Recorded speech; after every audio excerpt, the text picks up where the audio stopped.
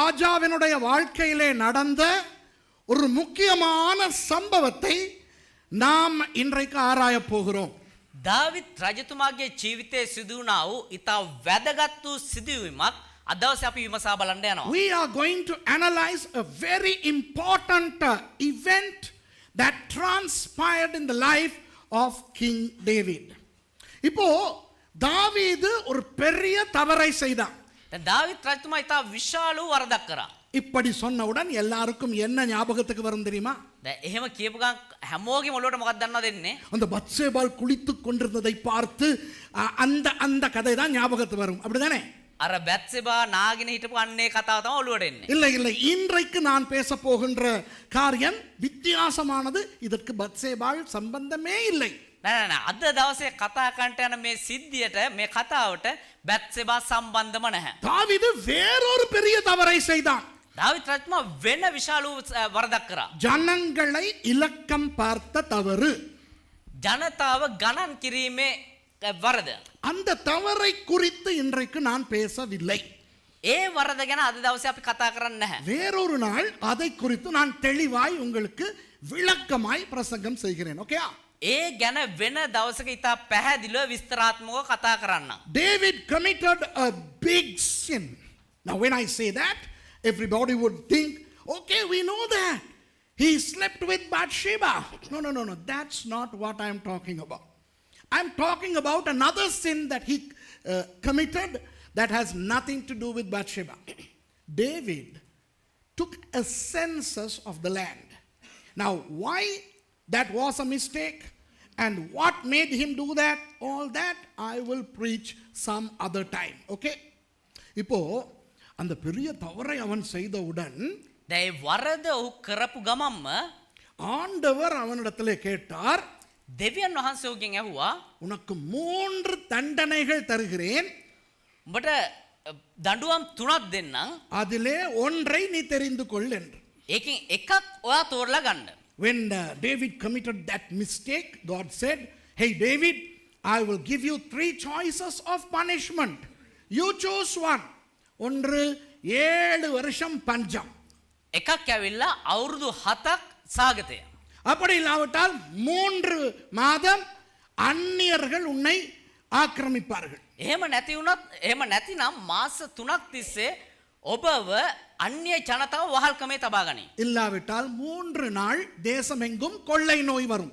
එහෙම නැතිනම් දවස් 3ක් මේ මුළු දේශය පුරාටම වසංගතයක් එනවා. இதிலே எது வேண்டும் என்று கேட்டார். මේකෙන් කෝකද ඕනේ කියලා ඇහුවා. அப்போ தாவீது சொன்னான், 3 நாள் கொள்ளை நோய் போதும் நாதா. එහෙමනම් මේ දවස් 3ක වසංගතය හොඳයි ස්වාමිනී කියලා කිව්වා. கொள்ளை நோய் வந்தது. වසංගතය ආවා. தேசத்தில் எத்தனை பேர் செத்தார்கள் தெரியுமா? දේශේ කී දෙනෙක් මැරුණාද දන්නවද? 70,000 பேர் செத்தார்கள். 70,000ක් මැරුණා. God said, choice number 1, 7 years of famine.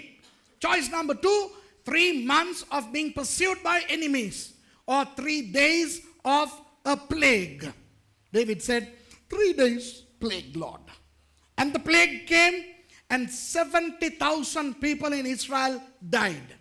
இப்போ දැන් அந்த கொள்ளை நோயை நிறுத்துவதற்கு දැන් මේ වසංගතය නවත්තන්න ஆண்டவர் காத் என்னும் தீர்க்கதரிசியை தாவீதினிடத்துக்கு அனுப்புகிறார். දාවිද් ගාවට දෙවියන් වහන්සේ ගාත් කියන අනාගත වස්තු යවනවා. அந்த காத் மூலம் என்ன சொல்லி அனுப்புகிறார் தெரியுமா? ඒ ගාත් අනාගත වස්තු කන්නකොට මොනවද දන්නවද කියලා යවන්නේ? நீ ஒரு இடத்திலே பலிபீடம் உண்டாக்கி ஆண்டவருக்கு பலி செலுத்தினால் නුඹ එක ස්ථානයක දෙවියන් වහන්සේ උදෙසා පූජාසනයක් ගොඩනගලා පූජා ඔප්පු කරා නම් உனக்கு இந்த கொள்ளை நோய் இல்லாமல் போய்விடும். ஓகே? මේ තියෙන වසංගතය නැති වෙලා යනවා. கதை இவ்வளவுதான். කතාව මෙච්චරයි. கொள்ளை நோய் வந்து விட்டது. වසංගතය ආවා. இப்போ அந்த கொள்ளை நோய் நிறுத்தப்பட வேண்டும். දැන් මේ වසංගතය නවත්තන්න ඕනේ. சாபம் போய் ஆசீர்வாதம் வர வேண்டும். සාපය ගිහලා ආශිර්වාද එන්න ඕනේ. அப்போ என்ன செய்ய வேண்டுமாம்? එවනම් මොනවද කරන්න ඕනේ? ஆண்டவர் சொல்லும் ஒரு இடத்துக்கு போய் දෙවියන් වහන්සේ කියනවා එක ස්ථානයකට ගිහිල්ලා அங்கே ஒரு பலிபீடம் உண்டாக்கி එතන එක පූජාසනයක් ගොඩනගලා அங்கே ஆண்டவருக்கு பலி செலுத்த வேண்டும். එතන දෙවියන් වහන්සේට පූජා කොප්පු කරන්න ඕනේ. அந்த பலி செலுத்தின பிறகு ඒ පූජා ඔප්පු කරාට පස්සේ வாதை தேசத்தை விட்டு நீங்கும். இவ்வளவுதான் கதை. මේ වසංගතය මේ දේශ අතහැරලා යයි. එච්චරයි කතාව. God sent a prophet called Gad to David. And prophet Gad said to David, hey, there is a particular place where God wants you to go, erect an altar and offer sacrifices unto God there, and then God would remove the curse, the plague from the land. Now this is the story that we are going to meditate today. இவ்வளவுதான் கதை. இதை தான் இன்றைக்கு பார்க்க போகிறோம். මෙච්චරයි කතාව. මේක තමයි අද දවසේ බලන්න යන්නේ. சின்ன கதை. චූටි කතාවක්. உள்ளே பெரிய விஷயங்கள் இருக்கின்றன. හැබැයි ඇතුළාන්තයේ විශාල කාරණා තියෙනවා. Small story which contains deep and huge truths. We are going to learn them. Okay? இப்போ வேதத்திலே ரெண்டு இடத்திலே இந்த கதை வருகிறது. දැන් බයිබලයේ ස්ථාන දෙකක මේ කතාව වෙනවා. This story is found in two places in the Bible. ஒன்று 2 சாமுவேல் 24 வருகிறது. එකක් ඇවිල්ලා 2 සාමුවෙල් 24 වෙනි පරිච්ඡේදය එනවා. அடுத்தது 1 நாளாகமம் 21 வருகிறது. අනිත් එක ලේකම් 21 වෙනි පරිච්ඡේදය එනවා. It's found in 2 Samuel chapter 24 and also in 1 Chronicles chapter 21. இப்போ ஏன் ரெண்டு இடத்திலே வருகிறது? ඇයි මේ ස්ථාන දෙකක එන්නේ? ஒன்று வந்து சாமுவேல் எழுதும் பொழுது சாமுவேல் மூலமாக ஆவியானவர் நடந்த சம்பவங்களை எழுதுகிறார். அதுதான் 1 சாமுவேல் 2 சாமுவேல். ஓகேயா? එකක් ඇවිල්ලා සාමුවෙල් කන්නකොටගෙන දෙවියන් වහන්සේ එලිදරව් කරපු දේවල් ලියද්දි සිදුවෙච්ච සිදින් ඒ විදියට ලිව්වා. ඒක තමයි 1 සාමුවෙල් 2 සාමුවෙල්. Why two narrations in two different books? Well, we know that Samuel, 1st and 2nd Samuel, were penned by Samuel, and God told Samuel to write things that transpired during the lifetime of Samuel. ஆனால் நாளாகம புத்தகம் என்றால் என்ன? එතකොට ලේකම් පොත කියන්නේ මොකද්ද? அந்த தேசத்தின் டயரி. ඒ දේශයේ දිනපොත. அப்போ அந்த தேசத்திலே நடந்த விஷயங்கள் அதில் எழுதியிருக்கும். එතකොට ඒ දේශයේ සිදුවෙන හැම දෙයක්ම ඒක ලියලා තියෙනවා. What is Chronicles? Chronicles is like the diary of the nation. Whatever happened in the nation were inscribed in the books of Chronicles. Okay? And that's why you usually get stories narrated in Samuel and 1 Kings and then in Chronicles. அதனால் தான் சில கதைகள் Samuel புத்தகத்திலும் ராஜாக்கள் புத்தகத்திலும் வரும். அதே கதை நாளாகமம் புத்தகத்திலும் வரும். ඒ නිසා තමයි සමහර කතාවන් ඇවිල්ලා සාමුවෙල් පොතෙත් රාජාවලියෙත් එන්නේ ඒ වගේම ලේකම් පොතෙත් එන්නේ. ஆனால் இப்போ ரெண்டு இடத்திலே கதை வந்தால் ஒரே மாதிரி வர வேண்டும் அல்லவா? හැබැයි තන් දෙක කතා වෙද්දී එක වගේම එන්න ඕනේ නේද? ஆனால் இந்த கதையை ரெண்டு இடத்தில் பார்க்கும் பொழுது ஒரு சில முரண்பாடுகளும் வருகின்றன. හැබැයි මේ කතාව තැන් දෙකේම බලද්දී සමහර වෙනස්කම් අපිට දකින්න පුළුවන්. அவற்றையும் உங்களுக்கு காட்டி விளக்கப்படுத்தி ஒரு தெளிவை உண்டாக்கி விட போகிறேன் இன்றைக்கு. ஓகேயா? ඒකත් ඔබට පෙන්නලා ඒක විස්තර කරලා පැහැදිලි කරලා දීලා යන්නම්. Now when we see this story in two places, there are a few contradictions which I will explain and I will clear before we close today. Okay? Are we all ready? எல்லாம் ஆயத்தமா? සේරම සූදානම්ද? அப்போ 2 Samuel 24க்கு திருப்பிக் கொண்டு එවනා 2 සාමුවෙල් 24 වෙනි පරිච්ඡේදය පෙරලගෙන ஒவ்வொரு வசனமாக 18வது வசனத்திலே இருந்து வாசிக்க போகிறோம். එක එක වචනය ගානේ 18 වෙනි පදේ ඉඳලා අපි කියවන්න යනවා. We are going to turn to 2 Samuel chapter 24 and we will read one verse after another from verse 18. Okay? சரி. 2 சாமுவேல் 2 සාමුවෙල් 24வது அதிகாரம் 24 වෙනි පරිච්ඡේදය 18வது வசனம். 18 වෙනි පදය. 2 Samuel chapter 24 verse 18. அன்றைய தினம் காத் என்பவன் தாவீதினிடத்தில் வந்து அவனை நோக்கி, நீர் போய் எபூசியனாகிய அர்வனாவின் களத்திலே கர்த்தருக்கு ஒரு பலிபீடத்தை உண்டாக்கும் என்றான். එදින ගාත් දාවිත් ළඟට ඇවිත් නුඹ ගොස් යෙබූසිය අරවුනාගේ පාවරේ ස්වාමීන් වහන්සේට පූජාසනයක් ගොඩනගන්නයි ඔහුට කීවේය. And God came that day to David and said unto him, Go up, rear an altar unto the Lord in the threshing floor of Araunah the Jebusite. அன்பானவர்களே, இதிலே ஒரு ஆவிக்குரிய சத்தியத்தை நான் உங்களுக்கு சொல்லிக் கொடுக்க போகிறேன். ප්‍රේමවන්තයනි, මේ තුල තිබෙනා වූ ආත්මික සත්‍යයක් මම ඔබට පැහැදිලි කරන්නම්. அது சில பேருக்கு வலிக்கும். ඒක සමහර අයට රිදෙයි. விசேஷமாக இங்கே இருப்பவர்களுக்கு வலிக்காவிட்டாலும் විශේෂයෙන්ම මේ ස්ථානයේ ඉන්න අයට ඒක රිදුන් නැති වුණත් இந்த கேமரா வழியாக யூடியூப் வழியாக டிவி வழியாக பார்க்கின்றவர்களுக்கு வலிக்கும். கொஞ்சம் சில பேருக்கு வலிக்கும். මේ කැමරාව තුලින් YouTube එකෙන් TV වලින් බලන්නව සමහර අයට මේ තුලින් රිදෙයි. I am going to teach a spiritual principle from this verse which is going to hurt some people. Even at least if not those who are here, those who listen to me, some people, some of you can be hurt. இப்போ ஆண்டவர் சொன்னார் தாவீதை பார்த்து, දැන් දෙවියන් වහන්සේ දාවිත් බලලා කිව්වා காத் மூலமாக ගාත් තුලින් அந்த ஆளினுடைய அந்த குறிப்பிட்ட இடத்துக்கு போய் பலிபீடம் உண்டாக்கு. අර මම කියන තැනැත්තගේ ඒ ස්ථානට ගිහලා පූජාව ගොඩනගන්න. God told Gad the prophet to go and tell David, erect an altar in that place. இப்போ ஆபிரகாமுக்கும் ஒரு முறை ஆண்டவர் பலி கொடுக்க சொன்னார் அல்லவா ஈசாக்கை. දැන් ආබ්‍රහම්ටත් දෙවියන් වහන්සේ එක අවස්ථාවක් කිව්වනේ ඊසාකු පූජා කරන්න කියලා. எங்கே வைத்து பேசினார்? කොහෙ තියලාද කතා කරේ? பெயர்செபாவிலே வைத்து. බෙර්ෂෙබාවල තියලා. ஆண்டவர் என்ன சொன்னார்? දෙවියන් වහන්සේ මොනවද කිව්වේ? நீ உன் மகனை எடுத்துக்கொண்டு மோரியா மலைக்கு போய் பலியிடு. නුඹ නුඹේ දරුවව අරගෙන මෝරියා කන්දර ගිහලා පූජා කරන්න. Remember when God told Abraham to offer Isaac as a sacrifice, Abraham lived in Beersheba. But God told Abraham to take Isaac and go to Mount Moriah to offer a sacrifice. இப்போ ஆண்டவரை ஆராதிப்பது என்பது දැන් දෙවියන් වහන්සේව නමස්කාර කරනවා කියන එක கண்ட இடத்திலும் செய்ய முடியாது. හැම ස්ථානයකම කරන්න බෑ. விளங்குதா? We cannot worship God wherever we want. Of course எல்லா இடத்திலும் ஆண்டவரை ஆராதிக்கலாம். ஓகேயா? நல்லா கேட்டுக்கங்க நான் சொல்றது. හොඳට පැහැදිලி කරගන්න හැම තැනකම දෙවියන් වහන්සේ ප්‍රශංසා කරන්න පුළුවන්. அன்பானவர்களே, ප්‍රේමවන්තයනි, நீங்கள் வேலைக்கு போகும் பொழுது ஆண்டவரை ஆராதித்துக் கொண்டே போகலாம். ඔබ වැඩට යද්දි දෙවියන් වහන්සේට ප්‍රශංසා කරගෙන යන්න පුළුවන්. ஸ்கூல் போகும் பொழுது ஆண்டவரை ஆராதித்துக் கொண்டு போகலாம். පාසලට යද්දි දෙවියන් වහන්සේට ප්‍රශංසා කරගෙන යන්න පුළුවන්. வேலை செய்து கொண்டிருக்கும் பொழுது ஆண்டவரை ஆராதித்துக் கொண்டு அவரை துதித்துக் கொண்டு வேலை செய்யலாம். වැඩ කරගෙනම දෙවියන් වහන්සේට ප්‍රශංසා කරගෙන ඉන්න පුළුවන්. மார்க்கெட்டுக்கு போகும் பொழுது, கடைக்கு போகும் பொழுது நீங்கள் ஆண்டவரை ஆராதித்துக் கொண்டு போகலாம். මාකට් එකට කඩේට යද්දි දෙවියන් වහන්සේට ප්‍රශංසා කරගෙන යන්න පුළුවන්. குசினியிலே சமைக்கும் பொழுது ஆண்டவரை ஆராதித்துக் கொண்டு சமைக்கலாம். කුස්සිය උයද්දි දෙවියන් වහන්සේට ප්‍රශංසා කරගෙන උයන්න පුළුවන්. துணி துவைக்கும் பொழுது ஆண்டவரை ஆராதித்துக் கொண்டு துணி துவைக்கலாம். අප ඇඳුම් හොදද්දි දෙවියන් වහන්සේ ප්‍රශංසා කරගෙන ඇඳුම් හොදන්න පුළුවන්. தோட்ட வேலை செய்யும் பொழுது ஆண்டவரை ஆராதித்துக் கொண்டு தோட்ட வேலை செய்யலாம். වත්ත වැඩ කරද්දි දෙවියන් වහන්සේ ප්‍රශංසා කරගෙන වත්ත වැඩ කරන්න පුළුවන්. எங்கு வேண்டுமானாலும் ஆண்டவரை துதிக்கலாம், ஸ்தோத்தரிக்கலாம், ஆராதிக்கலாம்.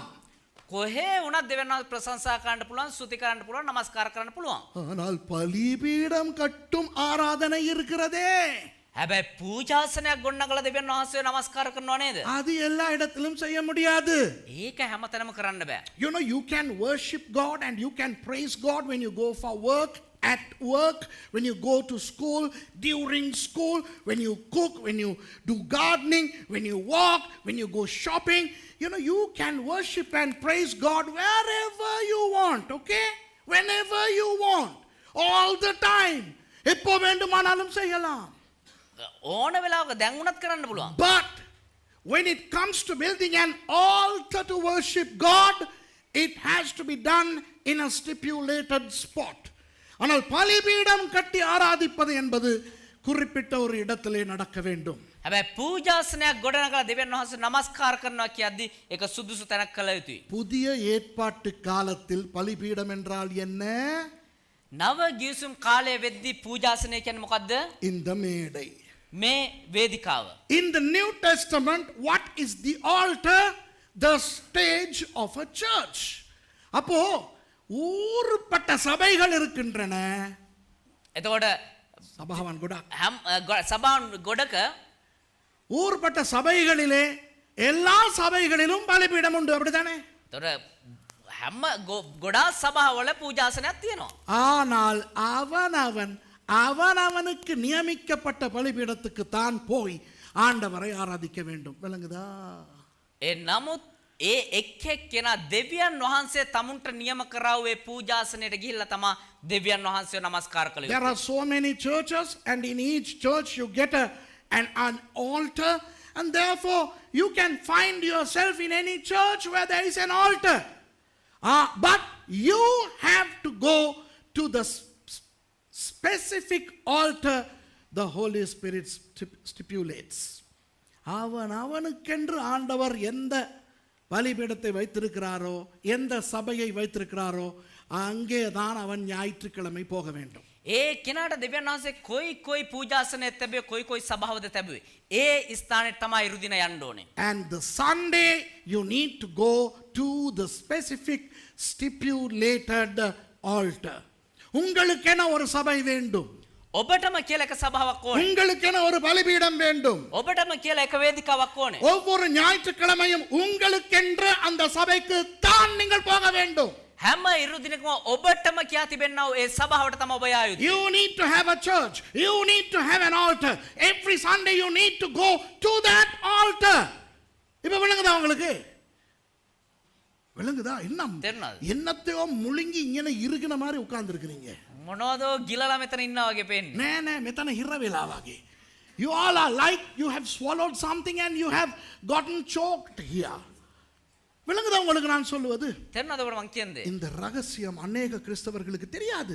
මේ රහස බොහෝ කිතුණුවන්ට දන්නේ නැහැ. அவர்கள் என்ன செய்கிறார்கள் தெரியுமா? ඒගොල්ලෝ මොනවද දන්නවද කරන්නේ? கோயில் மாடு மாதிரி கோயில் கணக்காக அலைகிறார்கள். கோயிலே ඉන්න හරක වගේ තැන් තැන් වල රිංගන් යනවා. எங்க போனாலும் ஆண்டவர் இருக்கார் தானே? කොහේ ගියත් දෙවියන් වහන්සේ ඉන්නවනේ. ஏன் அந்த சர்ச்சில் ஆண்டவர் இல்லையா? ඇයි ඒ චර්ච් එකේ දෙවියන් වහන්සේ නැද්ද? ஏன் அங்க பிரசங்கம் பண்றது மட்டும் பைபிள்ல இருந்து இல்லையா?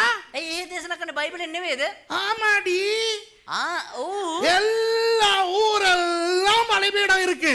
හැම ස්ථානයකම හැම සභාවකම පූජාසනයක් තියෙනවා. தாவீது என்பவர் ராஜா. தாவீது කියන්නේ රජතුමා. அவர் நினைத்தால் எங்கு வேண்டுமானாலும் அவர் பலிபீடம் கட்ட முடியும். එයා හිතුවනම් කොහේ වුණත් එයාට පූජාසනයක් හදන්න ஆனால் පුළුවන්. ஆண்டவர் சொல்லுகிறார், හැබැයි දෙවියන් වහන්සේ කියනවා அந்த இடத்திலே பலிபீடம் கட்ட, அவ்வளவுதான், வேற எங்கேயும் கட்டாது. අර මම කියන තැන පූජාසන හදන්න එච්චරයි. ஆபிரகாமுக்கு எங்கு வேண்டுமானாலும் கொண்டு போய் ஈசாக்கை பலி கொடுத்திருக்கலாம். ආබ්‍රහම්ට කොයි තැනකට හරි එක්කන් ගිල්ලලා ඊසාක පූජා කරන්න තිබුණා. ஆனால் 3 நாள் பிரயாணம் பண்ணி மோரியாவுக்கு போய் அங்கே கொடுக்க வேண்டுமாம். හැබැයි දවස් 3ක ගමනක් ගිහිල්ලා මෝරියා කන්දර ගිහිල්ලා එතන පූජාවක් ඔප්පු කරනවා. David was a king. He could erect an altar anywhere he liked. But God said, no, I want you to erect the altar at that spot. Abraham lived in Beersheba. He could have offered Isaac anywhere in or around Beersheba. God told him to undertake a 3 days journey to Moriah to offer a sacrifice. ஆகவே அன்பானவர்களே, விசேஷமாக இந்த டிவியிலே பார்க்கின்றவர்கள், එනිසා ප්‍රේමවන්තනි විශේෂයෙන් මේ TV එකෙන් බලන්නව අයට கோயில் மாடு மாதிரி கோயிலா அலையாதீங்க. මේ පන්සලේ හරක වගේ පන්සල් ගානේ යනවා වගේ යන්න එපා. சொல்லாதீங்க, ஏன் அங்க ஆண்டவர் இல்லையோ, ஏன் அங்க பாஸ்டர் மாதிரி இல்லையோ, ஏன் அங்க பிரசங்கம் இல்லையோ, அங்க மட்டும் என்ன குர்ஆன்ல இருந்தா பேசுறாங்க, அங்கரும் பைபிள்ல இருந்தானே பேசுறாங்க. කියන්න බෑ එහෙ දෙවියන් වහන්සේ නැද්ද? එහෙ බයිබලේ නැද්ද? එහෙ බයිබලේ නෙමෙයි දේශනා කරන්නේ. එහෙම නැත්නම් මේ කොහේ ගියපුවම මොකද කියලා කියන්න එපා. உனக்கென ஒரு சபை வேண்டும், ඔබට කියලා සභාවක් ඕනේ, அந்த சபைக்கு தான் நீ ஞாயிற்றுக்கிழமை போக வேண்டும். ඒ සභාවට තමයි ඔබ ඉරුදුනේ යා යුත්තේ. Those who are watching me over the television, don't go like a temple cow in India which goes from one temple to another. Don't go from one church to another. Just find yourself the right church and stick there. Don't say, oh, the Holy Spirit is there also. Those pastors are also preaching from the Bible. Don't give this nonsense. விளங்குதா உங்களுக்கு? තේරෙනවද ඔබට? இப்ப தாவீது சொல்ல முடியுமா காத்தை பார்த்து? දැන් දාවිත් රජතුමාට කියන්න පුළුවන් ගාත බලලා ඉවරලා எங்கேயாவது பலிபீடம் கட்டினா போதும் தானே, கர்த்தர் எல்லா இடத்துலயும் இருக்கிறார் தானே. කොහේ වුණත් පූජාසනයක් හදුනා හරිනේ දෙවියන් වහන්සේ හැමතැනම ඉන්නවනේ. அது ஏன் அங்க போயிட்டு பண்ணணுமோ? ඒ දැන් අර එහෙම ගිහිල්ලා කරන්න ඕනේද? David could have argued with Gad. You know, he could have said, well, why there? I mean, I can build anywhere I want. I'll build a nice one. ஒரு நல்ல ஒரு பலிபீடத்தை வேற இடத்துல கட்டுறேனே. හොඳ පූජාසනයක් හදන්න පුළුවන් නේ. விளங்குதா உங்களுக்கு? இந்த விளையாட்டு சரி வராது. මේ සෙල්ලම හරියන්නේ இந்த ரகசியம் பிசாசுக்கு தெரியும். මේ රහස යක්ෂයා දන්නවා. அதனால என்ன பண்ணுவான்? ඒ නිසා මොනවද කරන්නේ? ஞாயிற்றுக்கிழமைன்னு பார்த்து சொந்தக்காரனை வீட்டுக்கு கூட்டிட்டு வருவான். ඉරු දිනම බලලා ඉවරලා නැහැ කියනවා ගෙදරට. ஞாயிற்றுக்கிழமைன்னு பார்த்து ஒரு முக்கியமான அப்பாயின்மெண்ட்டை கொடுத்துருவான். ඉරු දිනම බල් වෙලා මොනවා හරි ඉතා වැදගත් වැඩසටහනක් දානවා. ஞாயிற்றுக்கிழமைன்னு பார்த்து டியூஷன் கிளாஸை போட்டுருவான். ඉරිදම කියලා බල් වෙලා එදාට දානවා මේ ටියුෂන් පන්ති. ஞாயிற்றுக்கிழமைன்னு பார்த்து ஏதாவது பண்ணிடுவான். நம்ம யோசிப்போம், பரவாயில்ல நாங்க அங்க போனா அங்கேயும் கர்த்தர் தானே இருக்கிறார், அங்க போயிட்டு கர்த்தரை ஆராதிச்சுட்டு நாங்க சொந்தக்காரங்களை பார்க்க போறோம். ඊරු දිනම් බලලා මොනවා හරි වැඩසටහනක් දාම අපි හිතනවා කමන්නේ නැති එහෙ ගියත් දෙවියන් වහන්සේ ඉන්නේ ඒ නිසා එහෙට ගිහිල්ලා නමස්කාර කරලා අපි අරහෙට යනවා The කියලා. devil knows this, even though a lot of Christians don't know and don't even agree. நிறைய கிறிஸ்தவங்களுக்கு தெரியாது மட்டும் இல்ல, බොහෝ කිතුණන්ට දන්නේ නැහැ විතරක් නෙවෙයි ஏற்றுக்கொள்ளவும் மாட்டானுங்க. මේක පිළිගන්නෙත් නැහැ. இல்ல ஜோக் என்னன்னா, මේකේ විහිළුව මොකද්ද කියනවනම් சில பேருக்கு பைபிளே தெரியாது, සමහරුන්ට බයිබලේම දන්නේ නැහැ. ஆனா இத சொல்லி கொடுத்தா ஏற்றுக்கொள்ளவும் மாட்டானுங்க. හැබැයි මේ කියලා දුන්නා නම් ඒක පිළිගන්නෙත් නැහැ. அப்படியானா ஆண்டவர் எனக்கு பேசட்டும். එහෙනම් දෙවියන් වහන්සේ මට කතා කරපු දේ. ஆண்டவர் தாண்டி இப்ப பேசிக்கிட்டு இருக்கிறாரு. දෙවියන් වහන්සේ තමයි දැන් කතා කරන් ඉන්නේ. சுரேஷுக்கு என்ன வந்துச்சு, நீங்க எந்த சர்ச்சுக்கு போனா? පස්ුරේෂ්ඨ මොකද ඔබ මොන සභාවට ගියාද? ஆவியானவர் தான் பேசுகிறார். ආත්මයන් වහන්සේ තමයි කතා කරන්නේ. கர்த்தர் சொன்ன பலிபீடத்துக்கு போகணும். දෙවියන් වහන්සේ කියපු පූජාසනයට යන්න ඕනේ. மற்ற நேரம் வேண்டிய நேரம் ஆராதிங்க, அது பிரச்சனை கிடையாது. අනිත් වෙලාවට ඕන විදිහකට නමස්කාර කරන්න කිසි ප්‍රශ්නයක් නැහැ. You can worship God at other times anywhere you want, but when it comes to Sunday, you need to go to your altar. விளங்குதா? You need to go to where? Not an altar, to your altar. Okay? மற்ற நாள் என்னத்தை எங்க நீங்க பண்ணாலும் பரவாயில்ல, ஆண்டவர் ஆராதிக்கிறது. අනිත් දවස්වල ඔබ කොහොම මොනවා කළා දෙවියන් වහන්සේ නමස්කාර කරත් කමන්නේ නැහැ. කොහේ කරත් කමන්නේ නැහැ. ஆனால் ஞாயிற்றுக்கிழமை හැබැයි ඉරු දින எங்க போகணும்? කොහෙද යන්න ඕනේ? உங்களுடைய பலிபீடத்துக்கு போகணும். ඔබේ පූජාසනයට යන්න ඕනේ. தமிழால் எல்லாம் இப்ப என்னோட சொல்லணும். දැන් සිංහල අය සේරම දෙමළු මගෙත් එක්ක කියන්න. සිංහල අය දෙමළෙන් කියන්න, පොඩ්ඩක් දෙමළ පුරුදු වෙමු. நான் ஞாயிற்றுக்கிழமைகளில் என்னுடைய பலிபீடத்துக்கு தான் போவேன். ஏதாவது ஒரு பலிபீடத்துக்கு அல்ல, எனக்கு நியமித்த என் பலிபீடத்துக்கு போவேன். ආමෙන්. දැන් සිංහලයි කියන මාත් එක්ක දෙමළුත් කියන්න මාත් එක්ක සිංහලෙන්. මම ඉරු දිනයන්හි මගේ පූජාසනයට යන්නෙමි. ඕනෑම පූජාසනයකට නොවේ. මට නියම කරන ලද මගේ පූජාසනයට යන්නෙමි. Amen. Everybody say this in English with me. Okay. I will go on Sundays to my altar. Not to any altar, but to my altar that is stipulated for me. Amen. விளங்குதா? இப்ப விளங்குதா ஏன் ஞாயிற்றுக்கிழமை குழப்பம் வருதுன்ட்டு? දැන් තේරෙනවා ඇයි මේ කොළොප්පන් එන්නේ මේ ඉරිදර කියලා? எத்தனை பேருக்கு ஞாயிற்றுக்கிழமை இல்லைன்னா சனிக்கிழமை அந்திக்கே பேயாட்டம் தொடங்கிருது? கையை தூக்கி காட்டுங்க பார்க்கலாம். බොහෝ දෙනෙකුට ඉරිදා එන්න කලින් සෙනසුරාදම යකා නටන්න පටන් ගන්නවා. பிசாசு சனிக்கிழமை பகலுக்கு மேல இறங்கிடுவான். යක්ෂයා ඇවිල්ලා සෙනසුරාදා හවස් වෙද්දිම සෙල්ලම දාන්න පටන් ගන්නවා. அந்த வராத மாமி வந்துரும். අර එන්නේ නැති නැන්ද එනවා. அந்த அந்த துபாய் சித்தி வந்துரும். අර ඩුබායි වල පුංචි එනවා. அந்த ஓவர் டைமுக்குரிய கால் வந்துரும். අර ඕවර් ටයිම් කෝල් එක එනවා. விளங்குதா? அந்த நாளைக்கு ஸ்பெஷல் ப்ரோக்ராம் அந்த இன்ஃபர்மேஷன் வந்துரும். අර හෙට තියෙන විශේෂ වැඩසටහන ඒක එනවා. இது பேய்க்கு தெரியும்.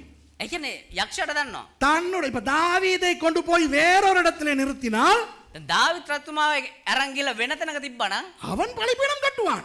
එයා පූජාසනයක් ගොඩනගයි. அவன் ராஜா. එයා රජතුමා. அவனுக்கு வசதி இருக்கிறது.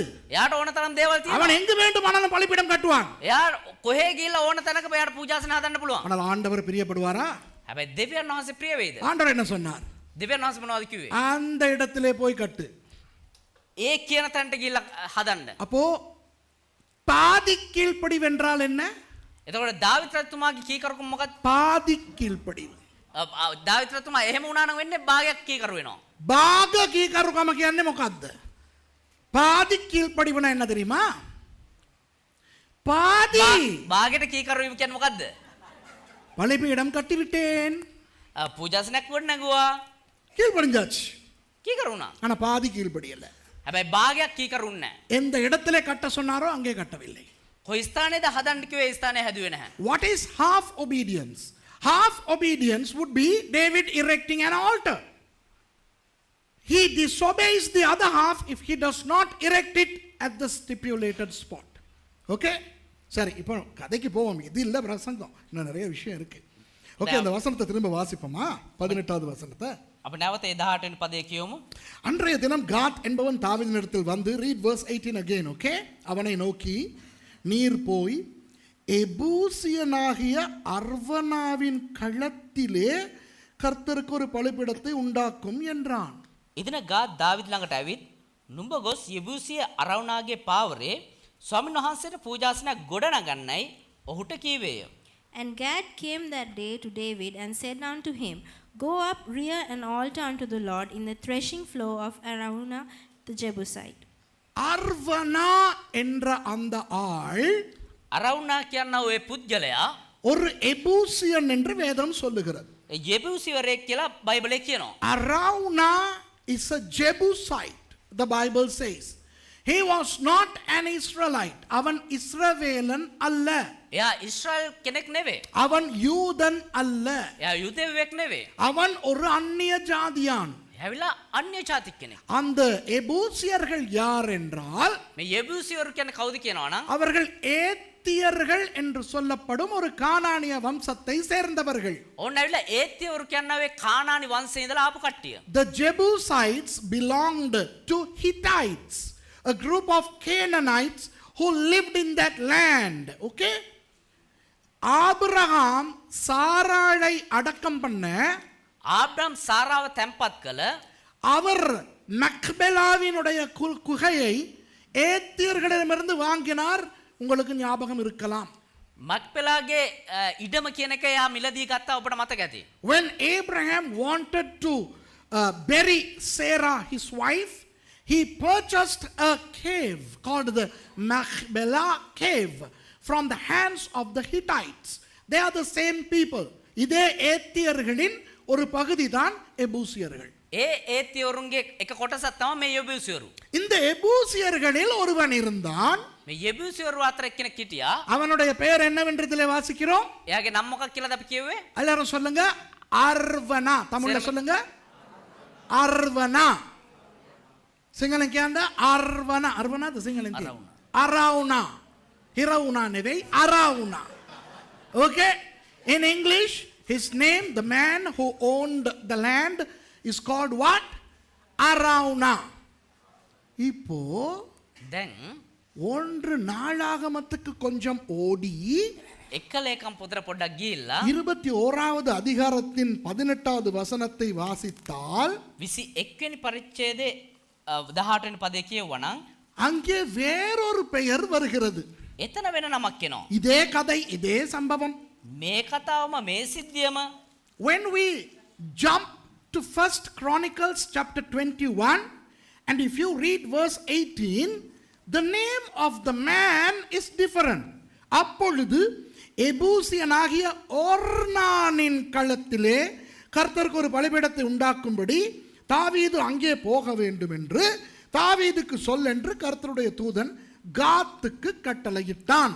එවිට ස්වාමීන් වහන්සේගේ දූතයා ගාත්ට කතා කොට යෙබූසිය ඔර්නාන්ගේ කමතේ ස්වාමීන් වහන්සේට පූජාසනයක් ගොඩනගන පිණිස නැගී යන ලෙස දාවිද්ට කියන්ට අනකලේය. Then the angel of the Lord commanded Gad to say to David that David should go up and set up an altar unto the Lord in the threshing floor of Ornan the Jebusite. இந்த இடத்திலே அவருடைய பெயர் என்ன? මේ ස්ථානයේ නම මොකද්ද? Ornan. ඔර්නාන්. The name of this man here is Ornan, Ebusian. යෙබූසියවරෙක්. அதே கதை, ඒ කතාවම அதே சம்பவம். ඒ සිද්ධියම. ஆனால் அங்கே பேர் என்ன? ඒ වුණාට අරේ නම මොකද්ද? அர்வனா. අරවුනා. இங்கே பேர் என்ன? මෙතන නම මොකද්ද? Ornan. ඔර්නාන්. ஏன் ரெண்டு வித்தியாசமான பெயர்கள்? ඇයි මේ වෙනස් නම් දෙකක්? இதுதான் முதலாவது முரண்பாடு. இதை நான் தெளிவுபடுத்த விரும்புகிறேன். මේ තමයි පළමු වතාවට මම මේක විස්තර කරන්න කැමති වෙන්නේ. Now this apparent contradiction is in the name. In Samuel, the name of this Jebusite is Araunah. And in First Chronicles, he is Ornan. Same guy, ஒரே ஆள். එකම කෙනා. Aravna, தமிழ் என்ன? அரவணாவா? அராவணா? அர்வனா. தமிழ்ல அர்வனா என்று வருகிறது அல்லவா? සිංහලෙන් අරවුණා කියලා එනවනේ. அது அவன் பெயர் அல்ல. ඒක එයාගේ නම නෙවෙයි. அதனுடைய அது அவர்களுடைய அந்த மொழியிலே, ஏத்தியர்களுடைய அந்த மொழியிலே ඒ ඇවිල්ලා ඒත්‍යවරුන්ගේ භාෂාවෙන් ராஜா என்று அர்த்தம். රජතුමා කියන තේරුම. You know the name Araunah in the Jebusite language means king. நான் இதை ஆராய்ந்து பார்த்தேன். මම මේක හොයලා බැලුවා. யாரப்பா இந்த ஆள் என்று? කවුද මේ පුද්ගලයා කියලා? இவன் வேறு யாரும் அல்ல, මෙයා වෙන කවුරුත් නෙමේ. எபூசியர்களின் ராஜா. යෙබූසිවරුන්ගේ රජතුමා. எந்த தெய்வமே? මගේ දෙයියනේ. பைபிள் அப்படி இல்ல. බයිබලේ එහෙම නැහැ. ஆனால் அந்த பெயரை ஆராய்ந்து பார்த்து அப்புறம் அவர்களுடைய ஏடுகளை ஆராய்ந்தால் நான் கண்டுபிடித்தேன், இவன் அந்த எபூசியர்களின் ராஜா. හැබැයි මේ නම ගැන හොයලා බලලා ඒගොල්ලෝගේ විස්තර හොයලා බලද්දි දැනගත්තා මම මේ ඇවිල්ලා ඒගොල්ලෝගේ රජතුමා. The Bible doesn't explain who he was, but his name is self-explanatory. In the Hittite language, in the Jebusite language, Araunah means king. And then I examined his background. He was the king of Jebusites. கொஞ்சம் ரெண்டு Samuel 5வது அதிகாரத்துக்கு ஓடுவோமா? පොඩ 2 සාමුවෙල් 5 වෙනි පරිච්ඡේදයට පෙරලා ගමුද? Shall we run to 2 Samuel chapter 5 and verse 5 onwards? 5வது வசனத்துல இருந்து பார்ப்போமா? பஹே இந்தல. 2 සාමුවෙල් 5 වෙනි පරිච්ඡේද 5 ඉඳලා කියවමු අපි. இப்போ எருசலேம், சீயோன் இவை எல்லாம் எபூசியர்கள் வசம் இருந்த சமயம், යෙරුසලම් සියොම් කියන ඔය හැම තැනම ඒ යෙබූසියරු ඉන්න කාලේ தாவீது அவர்களுக்கு எதிராக யுத்தம் பண்ண போனார். දාවිත් රත්මා උන්ට විරුද්ධව යුද්ධ කරන්න ගියා. You know, Jerusalem and Zion were all occupied by the Jebusites. Okay? When that was the case, David went to fight against them to capture Jerusalem. Let's read. வாசிப்போமா? தாவீது எப்ரோனிலே யூதாவின் மேல் 7 வருஷமும் 6 மாதமும் எருசலேமிலே சமஸ்த இஸ்ரவேலின் மேலும் யூதாவின் மேலும் 33 வருஷமும் ராஜ்யபாரம் பண்ணினான். ඔහු හෙබ්‍රෝන්හි යුදාවරුන් ඔහු කියන්නේ දාවිද් රජතුමා. යුදාවරුන් කෙරෙහි රජකම් කළේ 7 අවුරුදු 5ක්ය. යෙරුසලමේ ඔහු සියලු ඊශ්‍රායල් වරුන්ද යුදාවරුන්ද කෙරෙහි රජකම් කළේ 33 අවුරුද්දක්ය. In Hebron he reigned over Judah 7 years and 6 months, and in Jerusalem he reigned 30 and 3 years over all Israel and Judah. தேசத்திலே குடியிருக்கிற எபூசியர் மேல் யுத்தம் பண்ண ராஜாவானவன் தன் மனுஷருடைய கூட எருசலேமுக்கு போனான். அவர்கள் இதிலே பிரவேசிக்க தாவீதினால் கூடாது என்று எண்ணி தாவீதை நோக்கி, நீ இதற்குள் பிரவேசிப்பதில்லை, குருடரும் சப்பானிகளும் உன்னை தடுப்பார்கள் என்று சொன்னார்கள். ඔහුද රජුගේ මිනිස්සුද රටවැසියන් වූ යෙබූසිවරුන්ට විරුද්ධව යෙරුසලමට ගියෝය. ඔහුද දාවිත්ට මෙහි ඇතුළෙන්ට බැරියයි කියා දාවිත්ට කතා කොට නුඹ මෙහි ඇතුල් නොවන්නේය. අන්ධයන් හා කොරුන් නුඹ පහකර දමනවා ඇතැයි කීවෝය.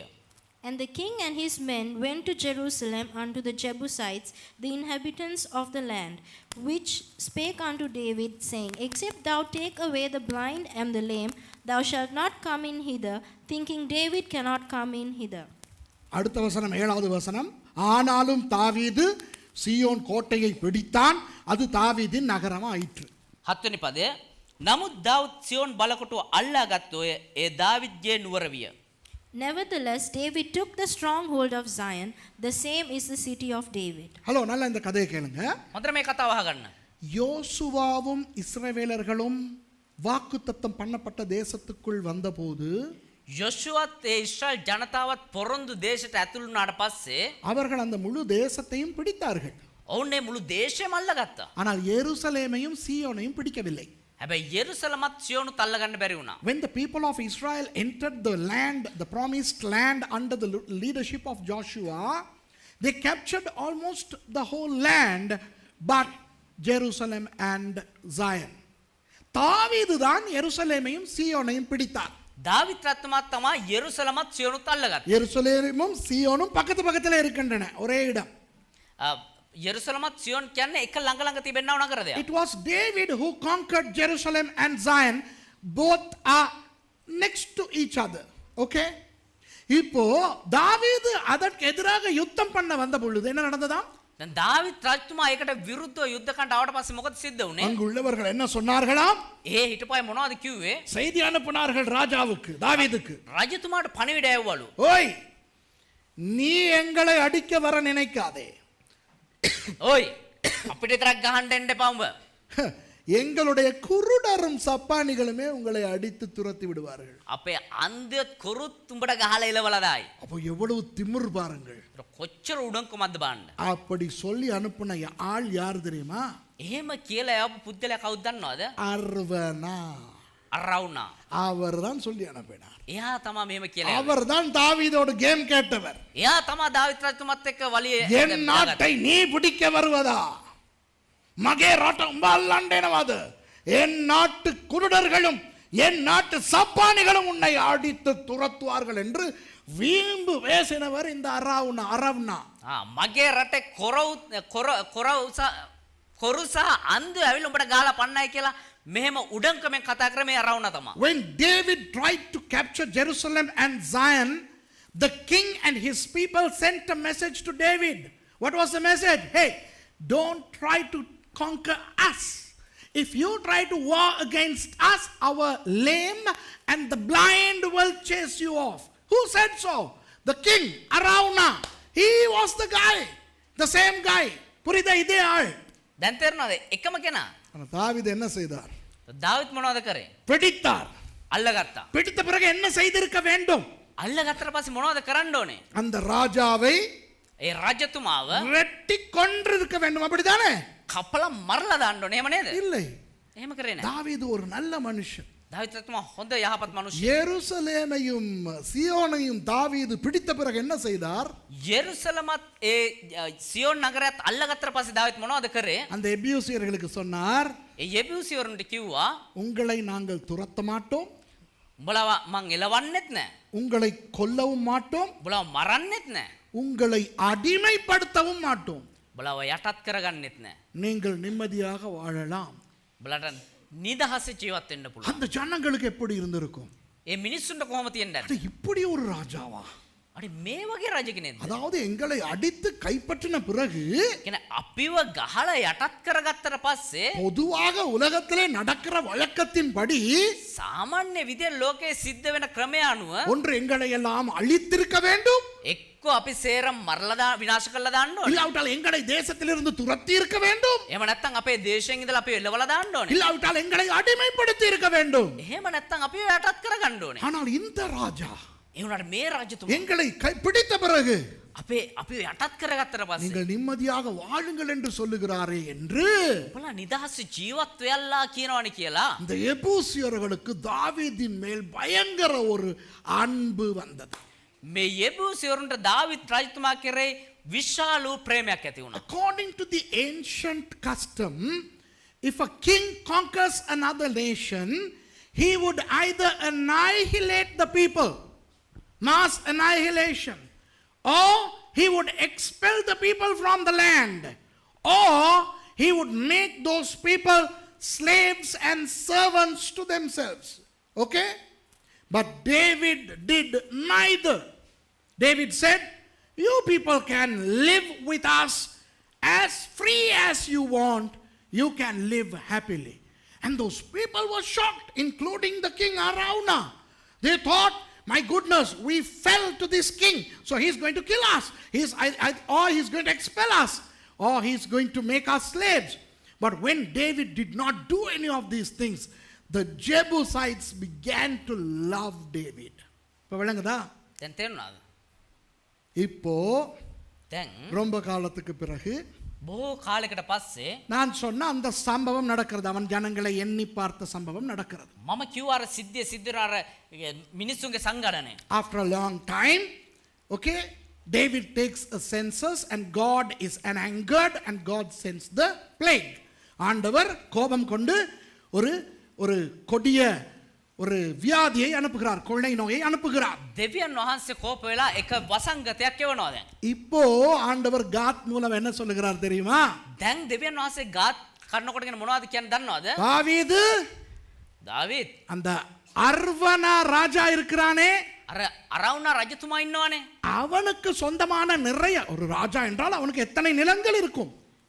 රජ කෙනෙක් කියවම කොච්චර විශාල භූමි ප්‍රමාණයකට අයිතිවද? அதிலே ஒரு குறிப்பிட்ட இடம் இருக்கிறது, போரடிக்கிற களம். එක ස්ථානයක් තියෙනවා. අර මේ තිරිංගු ගෙනල්ලා මේ අස්වැන්න ගෙනල්ලා මේවා කරන්නේ අර ධාන්‍යක මොකද්ද? කමතක්. මාඩින තැනක් තියෙනවා. හරිද? මාඩින තැනක් තියෙනවා. ஒரு போர் அடிக்கிற களம் இருக்கிறது, அந்த இடத்திலே பலிபீடம் கட்டு. ඒ ස්ථානයේ පූජාසනයක් හදන්න. God told David through the prophet Gad, go to that king Araunah. He has a lot of land and he also owns a place where the wheat is prepared, you know, the harvest.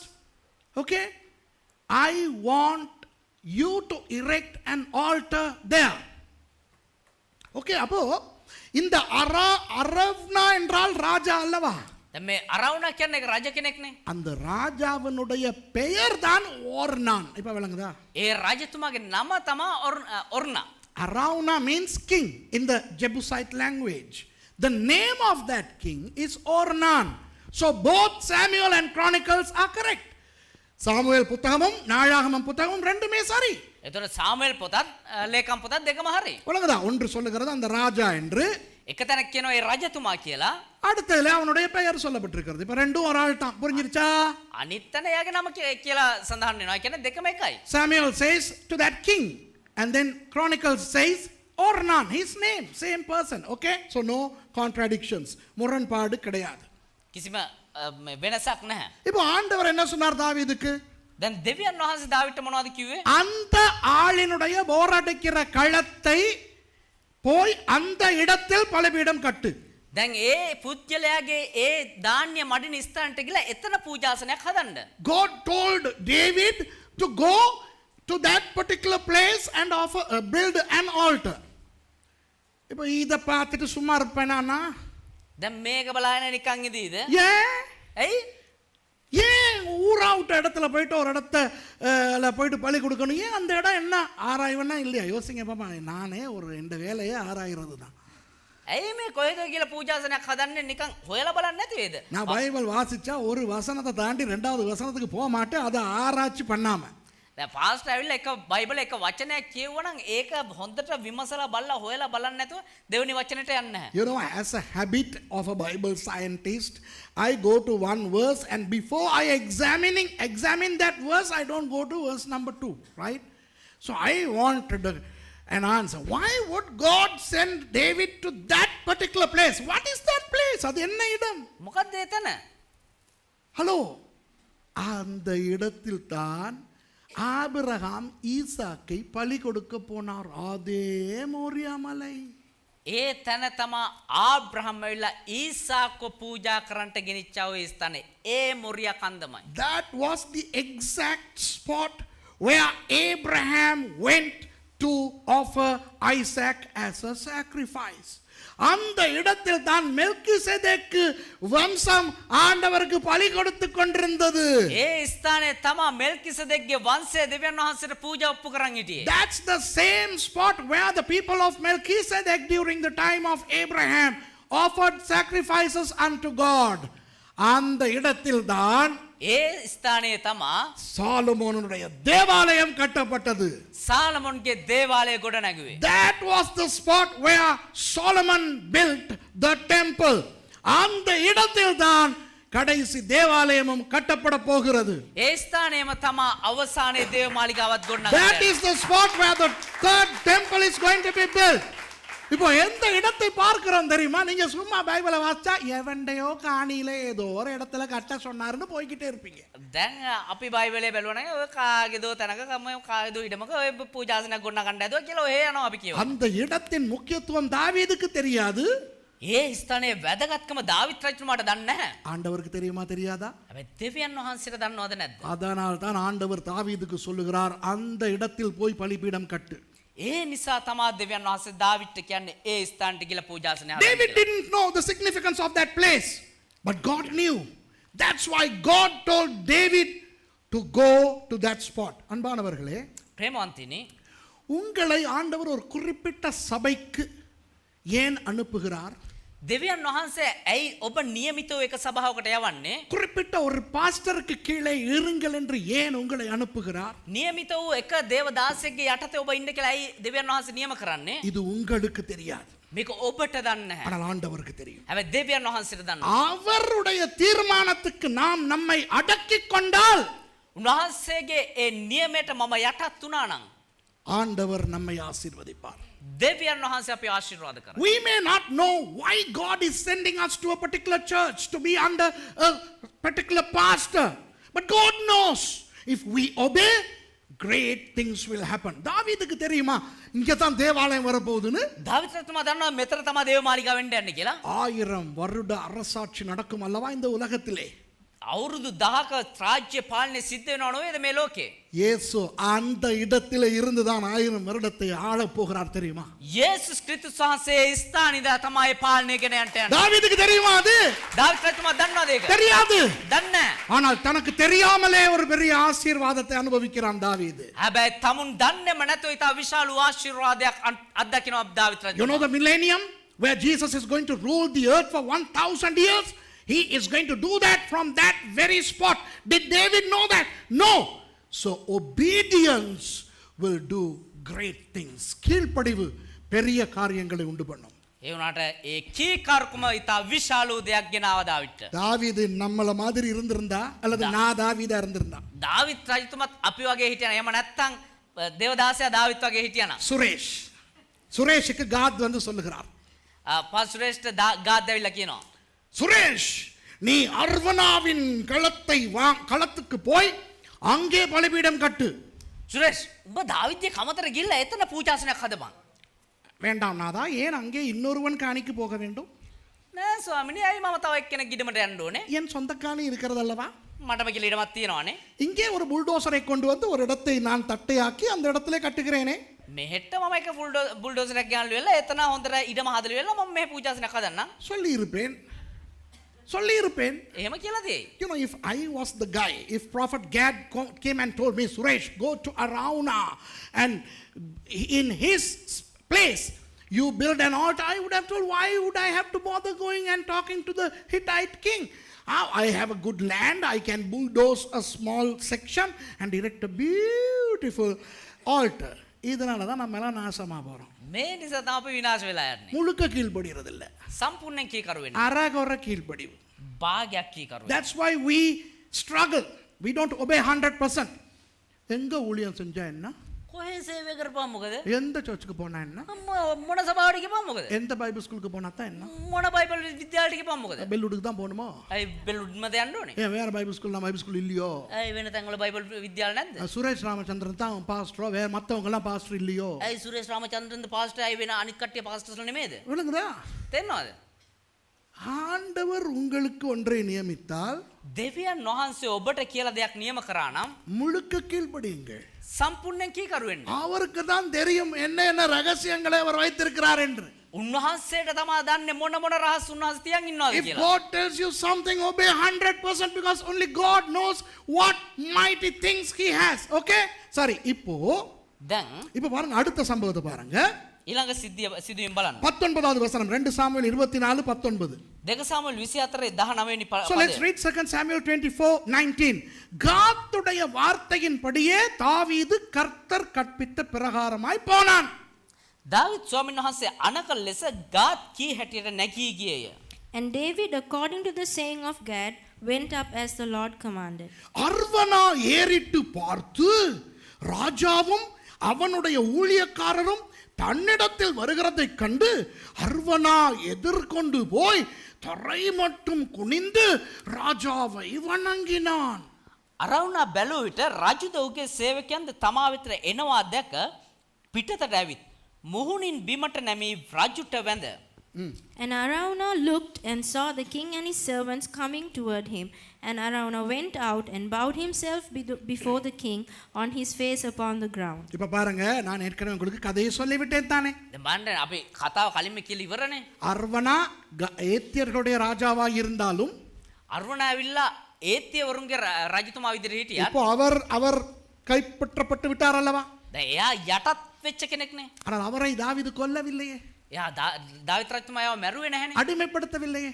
යටත් කරගත්තේ නැහනේ. ஆகவே அவர் தாவீதின் மேல் பயங்கர நம்பிக்கை வைத்திருக்கிறார், பயங்கர அன்பு வைத்து விட்டார். ඒ නිසා ඉතා විශාල ප්‍රේමයක් තියාගත්ත දාවිත් රජතුමා කියන මේ தாவீதும் அவர் மனுஷர்களும் வருகிறதை கண்டவுடன் அர்வனா ஓடி போய் தரை மட்டும் குனிந்து தாவீதை வணங்குகிறார். வாவ்! දැන් දාවිත් රජතුමාත් එයාගේ පිරිසත් එනවා දැකලා අරවුණා දුවලා ගිහිල්ලා ඔළුව පහත් කරලා බිමට නැමිලා එයාට ආචාර කරනවා. I told you, Araunah was the king of the Hittites, okay, the Jebusites, but he was defeated but not expelled or killed. So he loves David. When he saw David and his men, Araunah comes and he bows down in adoration to the king. Okay? அப்போ தாவீது சொல்லுகிறார், දැන් දාවිත් රජතුමාට කියනවා 21வது வசனம், 21 වෙනි පදය. ராஜாவாகிய என் ஆண்டவன் தமது அடியானிடத்தில் வருகிற காரியம் என்ன என்று கேட்கிறார். මාගේ ස්වාමී රජුරුවනි තමාගේ මේකරව ළඟට ආවේ කුමක් පිණිසදයි ඇසුවේය. And Araunah said, wherefore is my lord the king come to his servant? அதற்கு தாவீது, வாதை ஜனத்தை விட்டு நிறுத்தப்பட கர்த்தருக்கு ஒரு பலிபீடத்தை கட்டும்படிக்கு இந்த களத்தை உன் கையிலே கொள்ள வந்தேன் என்றான். වසංගතයේ සෙනගෙන් පහවෙන පිණිස ස්වාමීන් වහන්සේට පූජාසනයක් ගොඩ නැගීමට පාවරන ඔබ මිලට ගැනීමටයි දාවිත් කීවේය. And David said, to buy the threshing floor of thee, to build an altar unto the Lord, that the plague may be stayed from the people. விளங்குதா உங்களுக்கு? තේරුණාද ඔබට? தாவீது என்ன சொல்லுகிறார்? දාවිත් මොනවද කියන්නේ? அர்வனாவே, අරවුණා நான் உங்களுடைய இந்த போரடிக்கும் களத்தை வாங்க வந்திருக்கிறேன். මම ඇවිල්ලා මේ ඔබ ධාන්‍ය මන්න ස්ථානයේ මිලට ගන්න ආවේ. ஏனென்றால் இங்கு ஒரு பலிபீடம் கட்ட சொல்லி ஆண்டவர் சொன்னார். ඒ කියනවා එතන එක පූජාසනයක් ගොන්න ගන්න දෙවියන් වහන්සේ කිව්වා. Hey, listen to this very carefully, okay? David tells Araunah, I came to buy your threshing floor because God told me to erect an altar. இப்ப எனக்கு தலை சுத்துகிறது, யாரப்பா ஏனப்பா தாவீது இப்படி ஒரு நல்ல மனுஷனா இருக்கிறான்? දැන් මට කොළපාන ඔළුව කැරගෙන්න ගන්න ඇයි දාවිත් මෙච්චර යහපත් මිනිස්සෙක් විතර ඉන්නේ කියලා. தாவீது அர்வனாவை தோற்கடித்து இப்போ தாவீது தான் ராஜா. දැන් අරවුණව යටත් කරගෙන දැන් දාවිත් රජතුමා තමයි රජතුමා. தாவீதின் இரக்கத்தினால் அவர்களை வாழ அனுமதித்திருக்கிறார். දාවිත් රජතුමාගේ ඒ අනුග්‍රහය නිසා මෙයාට මේ ජීවත් වෙන්න ඉඩ ඇරලා තියෙන්නේ. அப்போ தாவீது என்ன செய்திருக்க வேண்டும்? එමනම් දාවිත් මොනවද දැන් කරන්න ඕනේ? அர்வனா, අරුණා இந்த இடத்தில் நான் பலிபீடம் கட்ட போகிறேன். මේ ස්ථානේ මම පූජාසනයක් හදන්න යනවා. உன்னுடைய பொருட்களை எல்லாம் எடுத்துக்கொண்டு நகர். මේ තියෙනව හැම නුඹේ බඩුවක්ම අයින් කරගනින්. You know, David should have told, hey Araunah, I have come to build an altar here, so take your things and get out. சுரேஷா இருந்தா அப்படிதான் செய்வேன் இல்லையா? சுரேஷ்ලා තිබුණා එහෙම තමයි කරන්නේ. வணங்குதா? இப்ப யோசிங்க, கர்த்தர் எனக்கு දෙවියන් වහන්සේ මට நான் பிடிச்ச ஒரு இடத்துல எதையாவது செய்யணும்னு சொன்னா මම අල්ලගත්ත තැන මොනවා හරි මට කරන්න කිව්වනම් அந்த இடத்துல அந்நியன் இருந்தா என்ன செய்வேன்? ඒ ස්ථානේ අන්‍ය ජාතින් දින මොනවද කරන්නේ? Excuse me, போறீங்களா? Excuse me, යනවාද පාඩුවේ? போங்க. යන්න. ஏன் பாஸ்டர்? ඇයි පාස්ටර්? ஏன் ஏன் இடம் මේක මගේ තැන. எனக்கு வேலை இருக்கு, මට වැඩ තියෙනවා. நான் சர்ச் கட்டணும். මම මෙතන සභාවක් හදන්න යනවා. යන්න. If it was me, I would have gone and told, hey, pack your bags and get out. I need the place. Why, Pastor Suresh? Don't ask, don't talk. This is my place. Get out. I'm going to build an altar. நீங்களா இருந்தா அப்படித்தானே செய்வீங்க? ඔබ වුණත් එහෙමනේ කරන්නේ. ஆமாவா இல்லையா? நான் இருந்தா அப்படிதான் செய்வேன். எத்தனை பேர் அப்படி செய்வீங்க? මම වුණා නම් එහෙම තමයි කරන්න කියලා කී දෙනෙක් කියනවාද? அதனால தான் நம்ம எல்லாம் நாசமா போறோம். நானும் சேர்த்து தான்.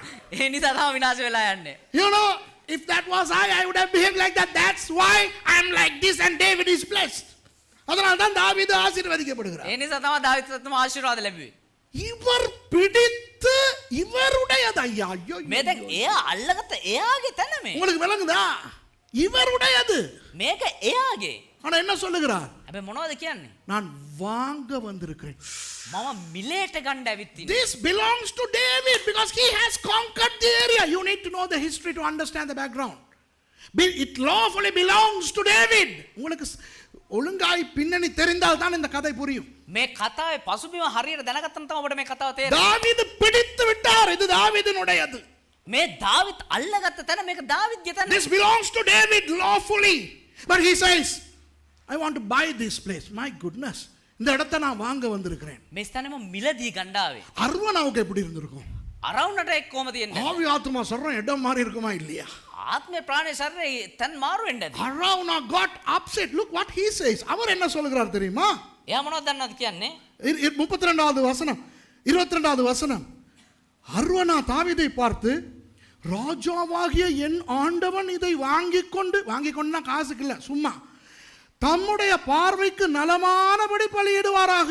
இதோ தகன பலிக்கு மாடுகளும் விறகுக்கு போரடிக்கிற உருளைகளும் மாடுகளின் நுகத்தடிகளும் இங்கே இருக்கிறது என்று சொல்லி අරවුනාද මාගේ ස්වාමියෝ රජුරුව තමන්ට හොඳව පෙන්න දෙයක් රැගෙන පූජා කෙරෙත්වා. මෙන්න දවන පූජාවට ගවයෝ සිටිති. දරමන්න පිණිස යන්ත්‍රද ගවයන්ගේ වියගස්ද තිබේ. රජුරණි අරවුනා මේ සියල්ල රජුරවන්ට දෙන්නේ යයි දාවිත්ට කීවේය. And Araunah said unto David, Let my lord the king take and offer up what seemeth good unto him. Behold, here be oxen for burnt off sacrifice, and threshing instruments and other instruments of the oxen for wood. 23 அர்வனா ராஜயோக்கியமானதை அவை ராஜ்யயோக்கியமாய் அவை எல்லாவற்றையும் ராஜாவுக்கு கொடுத்த பின்பு அர்வனா ராஜாவை நோக்கி உம்முடைய தேவனாகிய கர்த்தர் உம்மிடத்தில் கிருபையாய் இருப்பாராக என்றான். තවද අරවුනා කතා කොට ඔබගේ දෙව් ස්වාමින් වහන්සේ ඔබ පිළිගන්නාසේකයි රජුට කීවේය. All these things did Araunah as a king give unto the king, and Araunah said unto the king, The Lord thy God accept thee. அர்வனா என்ன சொல்லுகிறான்னு விளங்குதா உங்களுக்கு? අරවුනා මොනවද කියන්නේ කියලා තේරුණාද ඔබට? ஐயோ ராஜாவே, අයියෝ රජතුමනි, நீங்க காசுக்கு வாங்குறதா? මම මිලදී ගන්න යනවාද? நான் யார்? මම කවුද? நான் உங்கள் அடிமை. මම ඔබගේ යටත්වැසි. இதெல்லாம் யாருடையது? මේ සේරම කාගේද? உங்களுடையது. ඔබතුමාගේ. இதோ மாடுகள் இருக்கின்றன பலி கொடுக்க. මේ හරක් ඉන්නවා පූජා කරන්න. இதோ விறகு இருக்கிறது. මේ දර තියෙනවා. இது உங்களுடையது. මේක ඔබගේ. விருப்பமானபடி பலியிடுங்கள் ராஜாவே. කැමති විදියට පූජා කරන්න රජතුමනි. Araunah tells David, "Oh king, this is all yours. I'm your servant. Look, there are oxen here.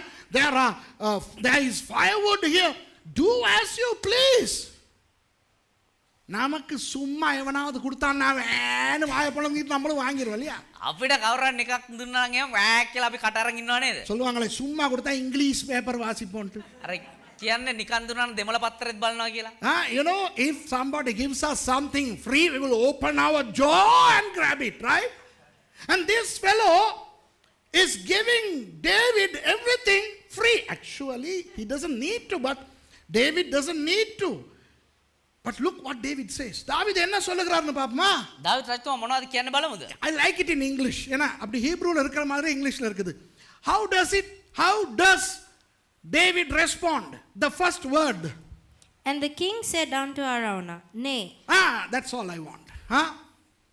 என்ன தெரியுமா சொல்றார்? கிங் ஜேம்ஸ்ல நே, மத்த இங்கிலீஷ்ல நோ, சிங்களத்துல நே. கண்டிப்பா தமிழ்ல இல்ல. தாவீது என்ன சொல்றார் தெரியுமா? ஹீப்ரூல என்ன சொல்றார் தெரியுமா? දාවිත් රජතුමා හේබ්‍ර භාෂාවෙන් මොනවද දන්නවද කියලා තියෙන්නේ? ஹீப்ரூ பைபிள் எப்படி தெரியுமா இருக்குது? லோ நෑ. ஹீப்ரூ භාෂාවෙන් ලෝ. I like that. எனக்கு அது ஆசை, அவர் சொன்ன விதம் ஆசை. මම කැමති ඒකට. මට ආසයි ඒ කියලා තියෙන විදිහට. பரவாயில்லன்னு சொல்லல. කමක් නැහැ කියලා කිව්වේ නැහැ. நமக்கு யாராவது சும்மா கொடுக்க போனா நம்ம நல்ல பிள்ளையா இருக்கிறதுக்கு என்ன யாராவது வீட்டுக்கு போய் டீ கொடுக்குறாங்க. දැන් කවුරු හරි අපිට ටී එකක් දෙනවා. பரவாயில்ல. කමක් නැහැ. வேணும். ඕනේ. ஆனா ஒரு ஸ்டைலுக்கு என்ன சொல்லுவோம்? හැබැයි අර නිකන් ස්ටයිල් එකට මොනවද කියන්නේ? இல்ல பரவாயில்ல. කමක් නැහැ. Sometimes when we go to a house they offer a cup of tea, to be polite we say it's okay, I'll come another time and drink. இன்னொரு நேரத்துக்கு வந்து குடிக்கிறேனே. වෙන වෙලාවක ඇල්ල බොන්නම්කෝ. பொய். බොරු. வேணும். ඕනේ. ஐயோ நானும் மர்சி இங்கிலாந்துக்கு போய் மொத ஒரு வெள்ளைக்கார வீட்டுக்கு போய் ஞாபகம் இருக்கா என்ன நடந்துச்சுன்னு. සහෝදරි මර්සි දේවදාසයත් එංගලන්තේ එක සුද්දෙක්ගේ ගෙක් ගාවට ගියාට පස්සේ இசைசல்லாம පළමු වතාවට எல்லாம் உட்காந்துக்கிட்டு என்கிட்ட கேட்டாங்க Suresh to like a cup of tea தேத்தனி வேணுமான்னு கேட்டாங்க. සුරේෂ් ඔයාලට තේකක් ඕනේද කියලා. நான் பழக்க தோஷத்துக்கு நோன்னே.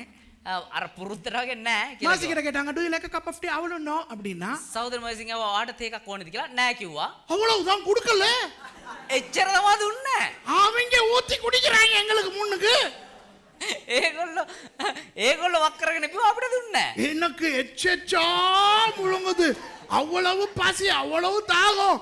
நான் மர்சிய பார்க்கறேன் மர்சி என்னைய பார்க்க திருப்பி கேட்கலையே. கேட்கணுமே. දැන් ඉන්න බෑ බඩගිනිය පෙරේතකම මේ තේකට. හැබැයි ඉල්ලන්න බෑ.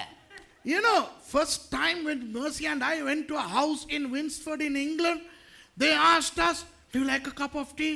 We said no, and they didn't give us. They started making the cups of tea and they drank and they didn't give us. நம்ம ஆளுக்கு அப்படி இல்லையே, நம்ம போய்க்கு இல்லைன்னு சொல்லணும். அப்போ அவங்க இல்லை குடிங்க, இல்லை பரவாயில்லங்கணும், இல்லை குடிங்க, அப்போ பரவாயில்ல தாங்க. අපේ මිනිස්සු එහෙම නෙවෙයිනේ. තේකක් බොමුද කියලා නෑ එපා කියනවා.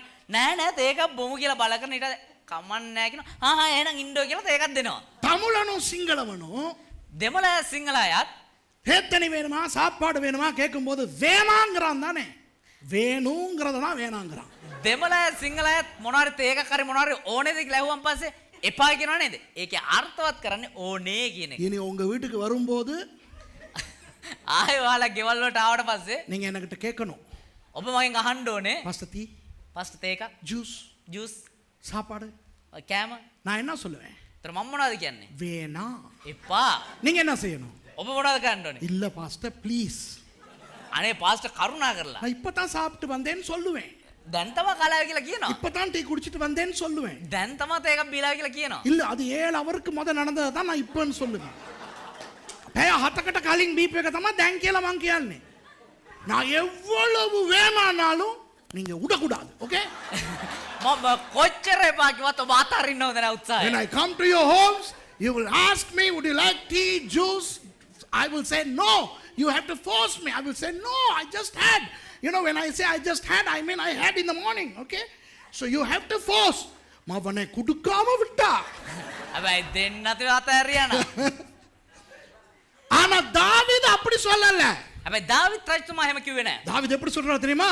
දාවිත් මොනවද දන්නවද කිව්වේ? லோ இல்ல அப்படிதான் சொல்றான். அவர் அப்படி ஃபீல் பண்ணி சொல்றான். இல்ல. David says no. දාවිත් රජතුමා කියනවා නෑ. விளங்குதா உங்களுக்கு? இல்ல. නෑ. ஏன்னா பாருங்க அவர் என்ன சொல்றாருன்னு.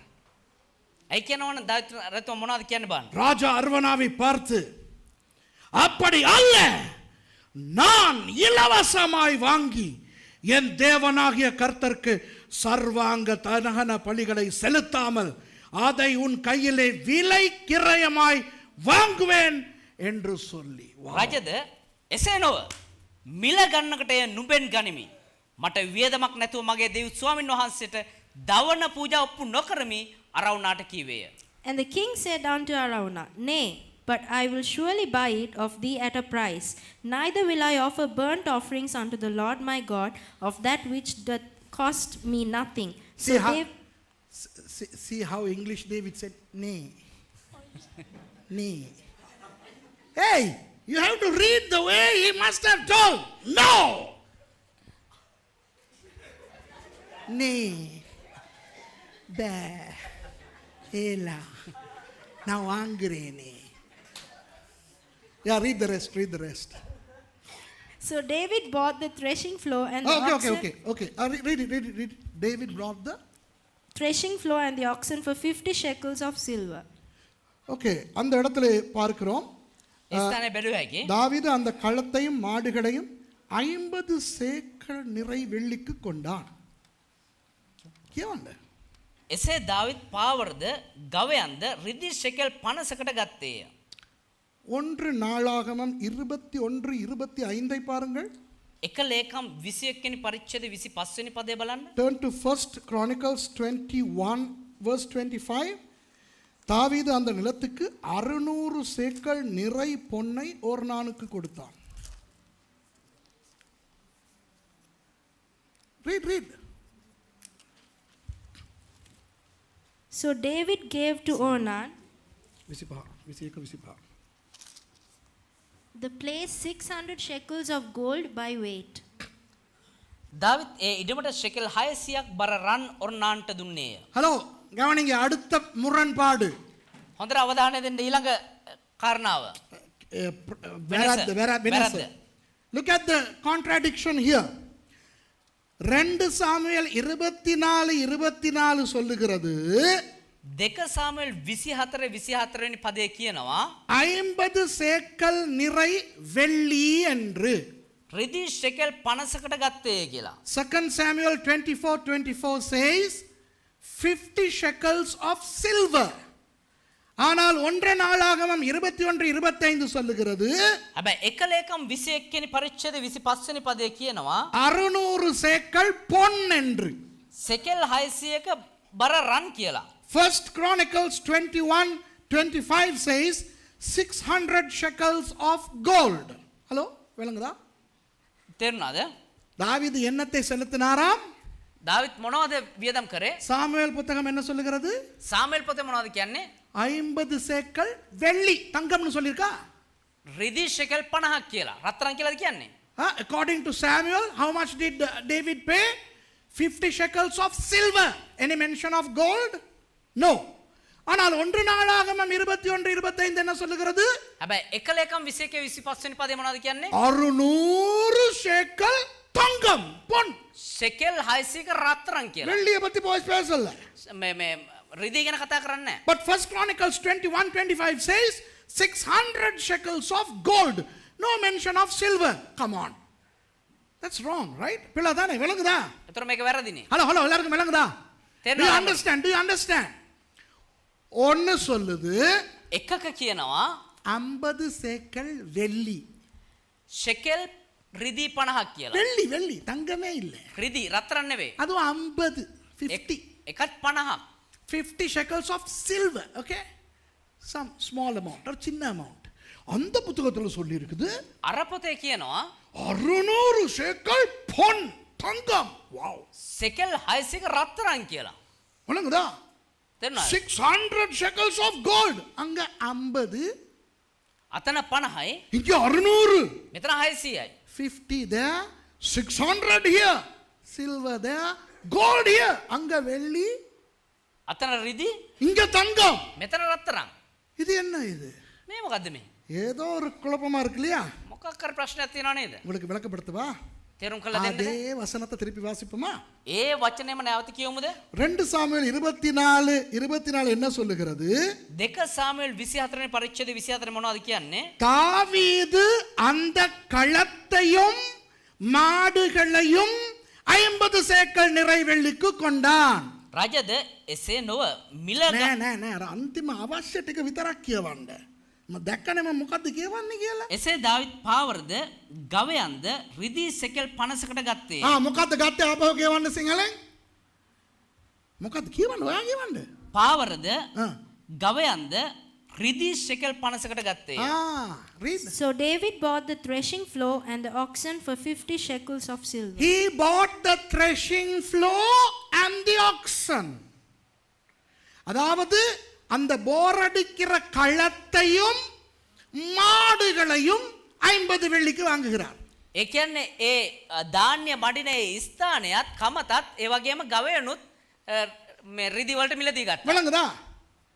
ஆனால் 1 நாளாகமத்துக்கு போனால் හැබැයි එක ලේකම් පොතට ගියා නම් அதிலே சொல்லப்பட்டிருக்கிறது එතන කියනවා தாவீது அந்த நிலத்துக்கு 600 செக்கல் நிறை பொன்னை கொடுத்தான். Wow. දාවිත් ඒ ඉඩමට සෙකල් 600ක් බර ඔන්නාන්ට දුන්නේ කියලා. So David gave to Ornan for the place 600 shekels of gold by weight. For the place. What is that place? The entire Mount Moriah. அந்த மோரியா மலை அந்த முழு நிலத்தையும் வாங்கினார் தாவீது. ඒ මොරියා කන්දේ මුළු ඉඩමම දාවිත් රජතුමා මිලදී ගත්තා. இப்ப சொல்லவா உங்களுக்கு என்ன நடந்தது என்று? දැන් කියන්නද අපට මොනවද සිද්ධ වුනේ කියලා? தாவீது දාවිත් රජතුමා அந்த முழு நிலத்தையும் ඒ මුළු ඉඩමමත් அவர் 600 சேக்கல் தங்கத்துக்கு வாங்குகிறார். வாவ். රන් ෂෙකල් 600කට මිලදී ගත්තා. இன்றைய விலைக்கு அது எவ்வளவு தெரியுமா? අද මිල ගණන් අනුව ඒක කොච්චරක් වෙනවද දන්නවද? இலங்கை ரூபாயின் படி சொல்லவா? இலங்கை ரூபாய். ஓகே. ලංකාවේ රුපියල් වලින් කියන්නද? 10 கோடியே 50 லட்சம் ரூபாய். 10 கோடி 50 ලක්ෂයක් ගෙව්වා ඒ ඉඩමට. අද ශ්‍රී ලංකානු මුදලින්. According to US dollars, David paid Ornan $600,000 for the Mount Moriah. Wow! Flippy neck. It blows my socks off my feet. எவ்வளவு பெரிய ஒரு அமௌண்ட் தெரியுதா? කොච්චර විශාල වූ මිලක්ද කියලා දන්නවද? ஹலோ இப்போ பாருங்க. இப்போ 1 லட்சம் දැන් ලක්ෂයක් 20 வருஷத்துக்கு முந்தி 1 லட்சம் எவ்வளவு? අවුරුදු 20කට කලින් කොහොමද තියෙද? நான் எலிஃபண்ட் ஹவுஸ்ல வேலை செய்யற காலத்துல දෙවදාස එලිෆන්ට් හවුස් එකේ වැඩ කරන කාලේ என் மாச சம்பளம் எவ்வளவு தெரியுமா? මාසික පඩිය කීයද දන්නවද? 1000 ரூபாய். Wow. රුපියල් 1000ක්. You know, when I worked at the elephant house, my monthly salary was 1000 rupees and I was rich. 1000 ரூபாய் சம்பளம் எனக்கு கார் எல்லாம் இருந்தது. මට රුපියල් 1000ක මේ පඩියක් හම්බුණා ඒ කාලේ. ஏன்னா பெட்ரோல் 1 லிட்டர் 13 ரூபாய் இருவசம். ඒ කියනවා නම් පෙට්‍රල් ලීටරයක් රුපියල් 13යි ඒ කාලේ. A liter of petrol was 13 rupees. இன்னைக்கு 1000 ரூபாய். අද 1000ක් කියන්නේ ஒரு பாசுண்ணாவுட்டு அரை நாள் கூலியே 1000 ரூபாய். එක බාසුන්නෑ කෙනෙක්ගේ දවස් භාගයක පඩියම රුපියල් 1000යි. Today in Sri Lanka, a half a day's wage of a builder is 1000 rupees. விளங்குதா? அப்போ 3000 வருடங்களுக்கு முன்பு, ஹலோ 3000 வருடங்களுக்கு முன்பு, ඒ කියන්නේ අවුරුදු 3000කට කලින් 10 கோடியே 50 லட்சத்துக்கு வாங்கினார்னா இன்னைக்கு எத்தனை பில்லியன்? කෝටි 10කුත් 50,50,000කටත් මිලදී ගන්නවනම් කොච්චර බිලියන් ගාණක්ද ඒක? You know, if David paid $600,000 3,000 years ago, what would the value be today? இந்த மூஞ்சிகளையும் முகரக்கட்டைகளையும் பார்க்க எதையாவது தூக்கி இந்த பாராளுமன்றத்தில் நடக்கிற மாதிரி அடிச்சு வீசன மாதிரி தோணுதுடி. கியாப்பா මේ මූණ දකිද්දී අර පාර්ලිමේන්තුවේ යනවා වගේ මොනවා හරි එකකින් දවලා ගන්න හිතෙනවා. முந்தா நாள் பாராளுமன்றத்தில் கிறிஸ்தவ அமைச்சர் ஜான்ஸ்டன் என்ன செஞ்சாரு? ஜான்சன்னே දවස් 3කට කලින් මේ කිතුණු අමාත්‍ය ජොන්ස්ටන් මොනවද කරේ දන්නවද? பைபிளை தூக்கி அடிச்சாரு. பாருங்க வீடியோல இருக்கு. බයිබලේ උස්සලා ගහනවා. You know, in our parliament 2 days ago, the Minister of Christian Affairs, he took the Bible and threw at others. மத்தவனுக்கு பைபிள் கிடைக்காம மிளகாய் தூள் அடிச்சாங்க. අනිත් කෙනාට බයිබලය අහුන්නේ නැති නිසා මිනිස්සු කුඩු වලින් ගැව්වා. இல்ல பாருங்க, அங்க சண்டை பிடிக்கும் போது நாக்காளியை தூக்கி அடிச்சாங்க பாராளுமன்றத்துல. පාර්ලිමේන්තුවේ ඇවිල්ලා රණ්ඩු වෙද්දී පුටු අරගෙන ගැව්වා පුටු ගැව්වා. In our parliament, you know, they grabbed the chair and threw at each other, and they even threw chili powder. கொச்சுக்காய் தூள் அடிச்சாங்க. මිනිස් කුඩු ගැව්වා. நம்மால் பார்த்தாரு. අපේ එක්කෙනා වැළුවා. இருபுறமும் கருக்குள்ள பட்டயம். මේක දෙපැත්ත කැපෙන කඩුවක්. பட்டயத்தால் அடிச்சாரு. කඩුවෙන් ගැව්වා. அதுக்கு நம்ம திட்டலாமா? ඒක අපේ කට්ටියන්ට මේ බනින්න පුළුවන්. අනින්න පුළුවන්ද? You know, everybody threw things at each other, and our man took the double-edged sword. And he threw the sword. So don't scold them, right? நம்மட பாராளுமன்ற கிறிஸ்தவ அமைச்சர் பைபிளுக்கு ஏற்ற மாதிரி வேலை செய்யும். අපේ පාර්ලිමේන්තුවේ කිතුණු අමාත්‍යවරයා බයිබලයේ විදිහට වැඩ කරන්නේ. இப்ப இந்த பட்டயத்தை தூக்கி எதையாவது தூக்கி வீசி அடிக்கணும் மாதிரி தோணுது. දැන් මේ කඩුවෙන් අර එහෙම නැත්නම් මොනවා හරි අරගෙන විසිකලා ගහන්න දෙනවා. ஒரு பயங்கர விஷயத்தை சொல்றேன்ப்பா நான். විශාල රහසක් මේ කියන්නේ. I am unveiling a very deep truth, and wait a minute, wait till something that you are going to hear, right? இன்னொரு விஷயம் நான் உங்களுக்கு சொல்ல போறேன். அப்போ நான் சொல்லும்போது 3000 வருஷத்துக்கு முந்தி 10 கோடி 50 லட்சம்னா இப்ப எவ்வளவுனா எல்லாரும் என்ன செய்யணும் அப்படியே வாய பொளக்க நம்மால்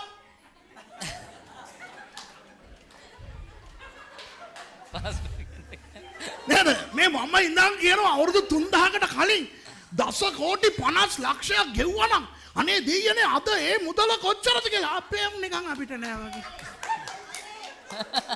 ඕකට ආමින් කියන්නේ නැහැ. ඔබට මොනවට මොනවා කියන්නද? මගේ අම්මෝ කියන්න ඕනේ. ඕකට අම්මා නෙමෙයි කියන්නේ මගේ අම්මෝ. ඇත්තට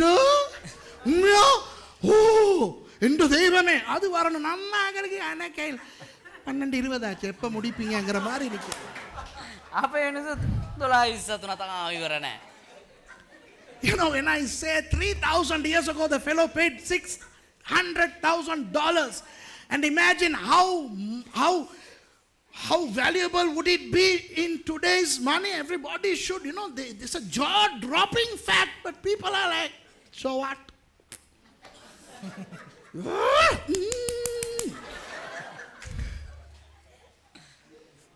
அன்பானவர்களே, ප්‍රේමවන්තයනි, உங்களுக்கு ஒன்று சொல்லவா? එක දෙයක් කියන්නම්. இன்றைக்கு අද දවසේ அந்த மோரியா மலையிலே அல் அமார் பள்ளிவாசலையும் அல் அக்ஸா பள்ளிவாசலையும் கட்டிக்கொண்டு முஸ்லிம்கள் இருக்கிறார்கள் அல்லவா? අදේ මෝරියා කන්දේ අල් අමාර් පල්ලියත් අල් අක්සාර් පල්ලියත් හදාගෙන මුස්ලිම්වරු ජීවත් වෙනව නේද? Today the Muslims occupy the Temple Mount because there is the Al Amar Mosque, the Dome of the Rock, and the Al Aqsa Mosque. இன்றைக்கு உலகமே சொல்லுகிறது அல்லவா? අද මුළු ලෝකෙම කියනවනේ. இஸ்ரவேலர்களே எருசலேம் உங்களுடையது அல்ல உங்களுடையது அல்ல என்று.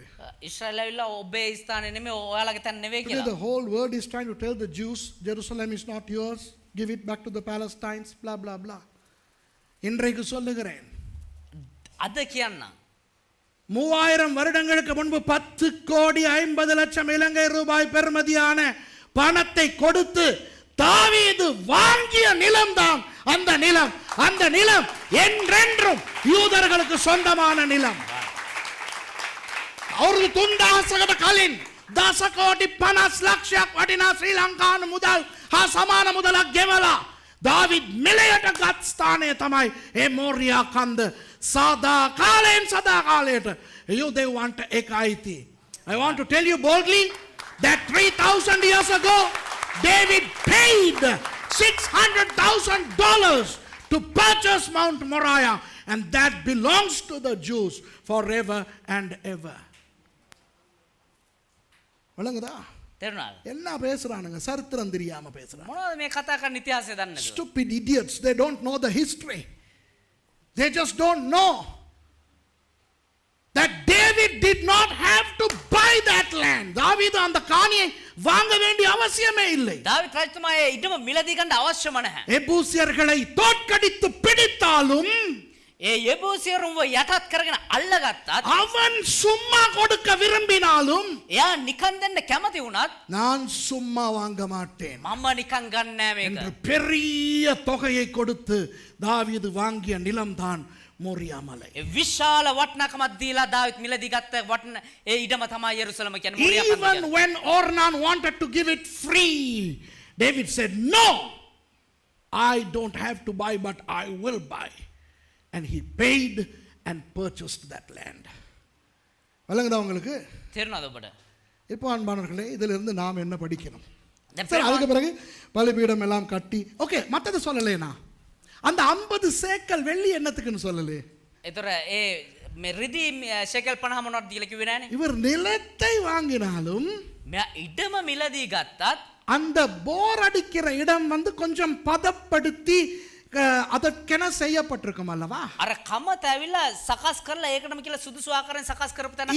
Even though David purchased the whole land on that mount, okay, the threshing floor would have been prepared for threshing, right? So he paid extra money for the threshing floor. அந்த போர் அடிக்கிற களத்துக்கு எக்ஸ்ட்ரா காசு கொஞ்சம் கொடுக்கிறார். එයා ඒ කමතට අමතර මුදල් ගෙව්වා. மாடுகள் பலி கொடுக்க ඒ පූජා කරන්න හරක් அந்த மாடுகளுக்கும் பணம் கொடுக்கிறார். ඒ හරක්ටත් වෙනම මිලක් So ගෙව්වා. he bought the oxen for sacrifice. He paid the money. Do you know how much he paid? எவ்வளவு கட்டினார் தெரியுமா? කොච්චර ගෙවුවද දන්නවද? 50 சேக்கல் வெள்ளி. இன்றைக்கு பணம் எவ்வளவு தெரியுமா? රිදී ෂෙකල් 50ක් අද කොච්චරද දන්නවද? Do you want to know how much was 50 shekels of silver in today's money?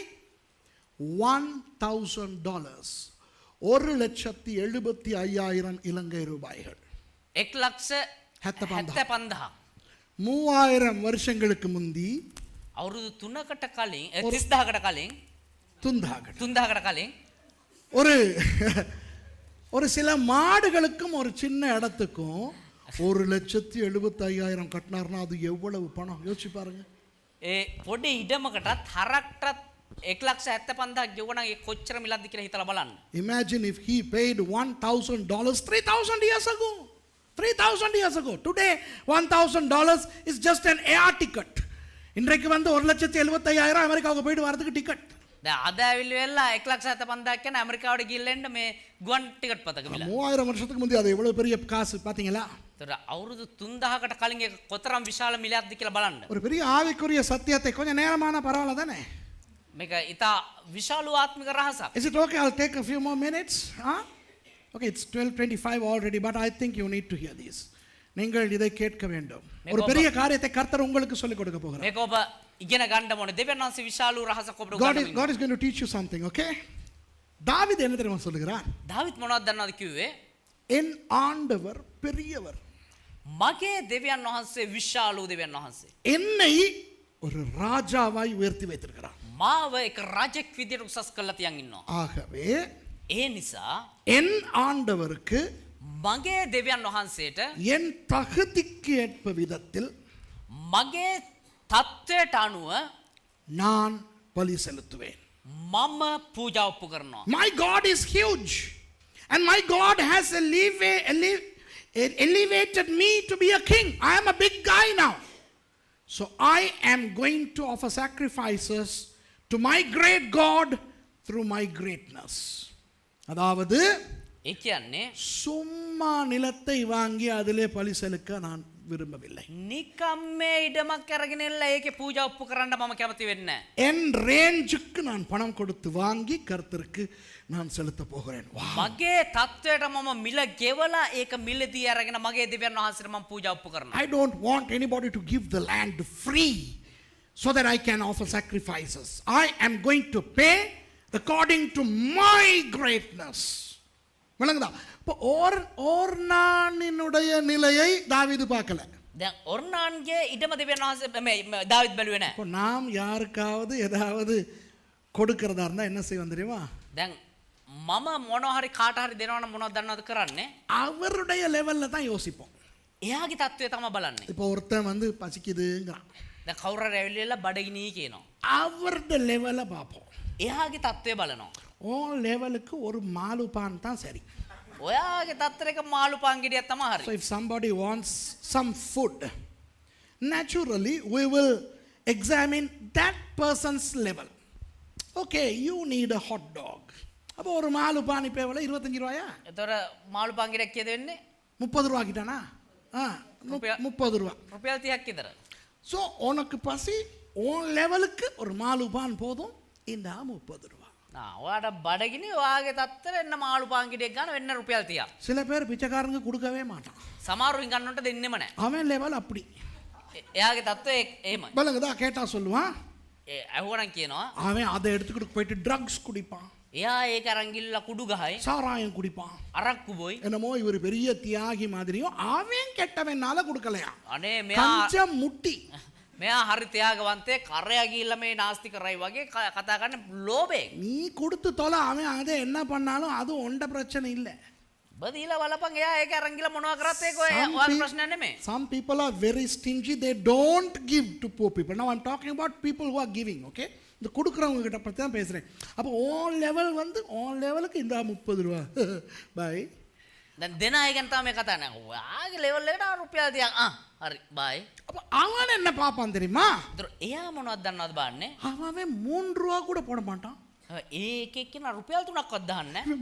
30 ரூபா கொடுத்துட்டான்ட்டு அதை வாங்கி நமக்கு தேங்க்யூ சொல்லுவோம். අයියෝ මෙයා රුපියල් 30ක් දුන්නානේ කියලා මේවා කළා තැන්කියු කියලා යනවා. அது போல ඒ වගේ சும்மா கொடுக்க வந்த அர்வனாவுக்கு නිකන් දෙන්නාපු අර්මනාට தாவீது சும்மா வேண்டாம் உனக்கு நான் கொஞ்சம் பொன் தருகிறேன். யார் அங்கே ஒரு கொஞ்சம் பொன் கொண்டு வா இதோ என்று கொடுத்திருந்தாலே அர்வனாவுக்கு அது பெரிய விஷயம். නිකන් දෙන්න කිව්ව අර්මනාට නිකන් මං ගන්න කවුද ඉන්නේ ඔය ගෙන්න රිදී ටිකක් කියලා රිදී චුට්ටක් දුන්නා ඒකත් විශාල දෙයක් ඒ අරවුනාට. So when Arauna was willing to give it free, David could give him some little nitty bitty and pleased Arauna. ஆனால் அந்த மாலுபான் கேஸ தாவீது பார்த்தா என்ன நினைப்பாரு? හැබැයි ඒ මාළුපාන් ගෙඩියේ ඒ කතාව දාවිත් රජතුමා දැක්කනම් කොහොමද තියෙද? தாவீதுக்கு தெரியும் இவனுக்கு மாலுபான் தான் சரி. දාවිත් දන්නා මෙයාට මාළුපාන් ගෙඩියක් තමයි හරි කියලා. ஆனா அவன் லெவலுக்கு நான் கொடுக்க மாட்டேன். හැබැයි එයාගේ තත්ත්වෙට මන් දෙන්නේ නැහැ. என் லெவலுக்கு தான் நான் கொடுப்பேன். මගේ තත්ත්වෙන් තමයි මම දෙන්නේ. நான் யார்? මම කවුද? தாவீது ராஜா. දාවිත් රජතුමා. நான் சாப்பிட்டா எங்க சாப்பிடுவேன்? මම කෑවන කොහෙද කන්නේ? Captain stable. කැප්ටන්ස් ටේබල් එකේ. bloody flower song. එහෙම නැත්නම් ෆ්ලවර් සෝන්. அவன் ஹல. එහෙම නැත්නම් අවන්හල. பொதுவா நான் ஒரு பகல் சாப்பாடு சாப்பிட எவ்வளவு ஆகும் எனக்கு? දැන් සාමාන්‍ය මගේ දවල් කෑම වලට මට කීයක් වියදම් වෙනවද? 300 ரூபாய் ஆகும். 300ක් විතර. அப்ப தாவீது 300 ரூபாய் கொடுப்பார். එහෙමනම් දාවිත් රජතුමා රුපියල් 300ක් දෙයි. வணக்கம்டா. David would measure the need according to his need. If I am hungry, how much would I spend? I would spend about $300. So David would give 300. விளங்குதா உங்களுக்கு? තේරෙනවද ඔබට? ஹலோ விளங்குதா எல்லாருக்கும்? තේරෙනවද? இப்போ நானும் தாவீதும் போறோம். දැන් මමයි දාවිදුයි යනවා. பிச்சைக்காரன் இருக்கிறான். හිඟන්නෙක් ඉන්නවා. நான் எவ்வளவு கொடுக்க போறேன்? මම කීයක් දෙන්න යන්නේ? 30 ரூபாய். රුපියල් 30ක්. ஏன்னா அதுவே அவனுக்கு பெருசு. ඒ කියනවනේ ඒකම යාට ලොකු දෙයක්. அப்ப அந்த 30 ரூபாயில நான் பெரிய பெருமை. ඒතකොට රුපියල් 30ක් දෙන්න මම හරි දැන් ආඩම්බරයි. ஏன்னா மத்தவெல்லாம் 3 ரூபா 2 ரூபா போடுறான். ඒ කියනවනේ අනිත් අය රුපියල් 2ක් 3ක් දාන්නේ. நான் 30 ரூபா போட்டுட்டு தாவீத சும்மா பெருமையா பாப்பேன். මම රුපියල් 30ක් දාලි වෙලා දාවිත්තුමා දිහා එන්න ආඩම්බරකමින් බලනවා. ஆனா தாவீது எப்படி கொடுப்பாரு தெரியுமா? හැබැයි දාවිත් කොහොමද දන්නවද දෙන්නේ? 300 ரூபா கொடுப்பாரு. රුපියල් 300ක් දෙනවා. நான் என்ன தெரியுமா சொல்லுவேன் தாவீதுக்கு? මම මොනවද දන්නවද දාවිත් කියන්නේ? அட மடையா. ඒ මෝඩයා. 300 ரூபா கொடுத்தா அவன் சிகரெட் குடிப்பான். 300ක් දුන්නා යා මේ සිගරට් බොයි. தாவீது என்ன தெரியுமா சொல்லுவாரு? දාවිත් මොනවද දන්නවද කියන්නේ? அத பத்தி எந்த பிரச்சனை இல்ல. ඒක ගැන මට ප්‍රශ්නයක් නැහැ. கொடுக்கிறது ஏன் லெவல்ல தான் நான் கொடுப்பேன். මගේ තත්ත්වයට හරියන්න තමයි මම දෙන්නේ. ஏனென்றால் என்னை ஆண்டவர் அந்த லெவலுக்கு கொண்டு வந்திருக்கிறார். ඇයි කියනවනම් දෙවියන් වහන්සේ මාව ඒ තත්ත්වයට ගෙනල්ලා තියෙනවා. விளங்குதா உங்களுக்கு? තේරෙනවද ඔබට? So if David and I go and we see the same beggar, I would give the beggar $30 because for me that's a big money. It's going to feed him. But David is going to give him $300 and I'm going to tell David, you're a fool because he is going to smoke with that money because you have given him too much. But David would say, I don't care. My level is the level of a king. I will give according to my level. I will not give according to his level. Wow. புதிய ஏற்பாட்டிலே ஒரு வசனம். අලුත් කිව්ස්මේ එක පදයක්. மத்தேயு 7:2 வாசிக்க வேண்டாம். வாசிப்போமா? மத்தேயு 7:2. මතෙව් 7 දෙවෙනි පදය. கடைசி பகுதியை வாசிங்க. Matthew chapter 7 verse 2, the last bit. மத்தேயு 7ல මතේ 7 වෙනි පරිච්ඡේදයේ இரண்டாவது வசனம் சொல்லுகிறது. இல்ல. ඒකද තියෙන්නේ? 17. 7 නෙවෙයි. ஆமா அதுதான் எங்க? යම් මිම්මකින් නුඹලා මොකේද? 7. இது මේ දෙමළෙන් නෑ නේක. ரைட். நீங்கள் மற்றவர்களுக்கு அழைக்கிற அளவின்படியே உங்களுக்கும் அளக்கப்படும்.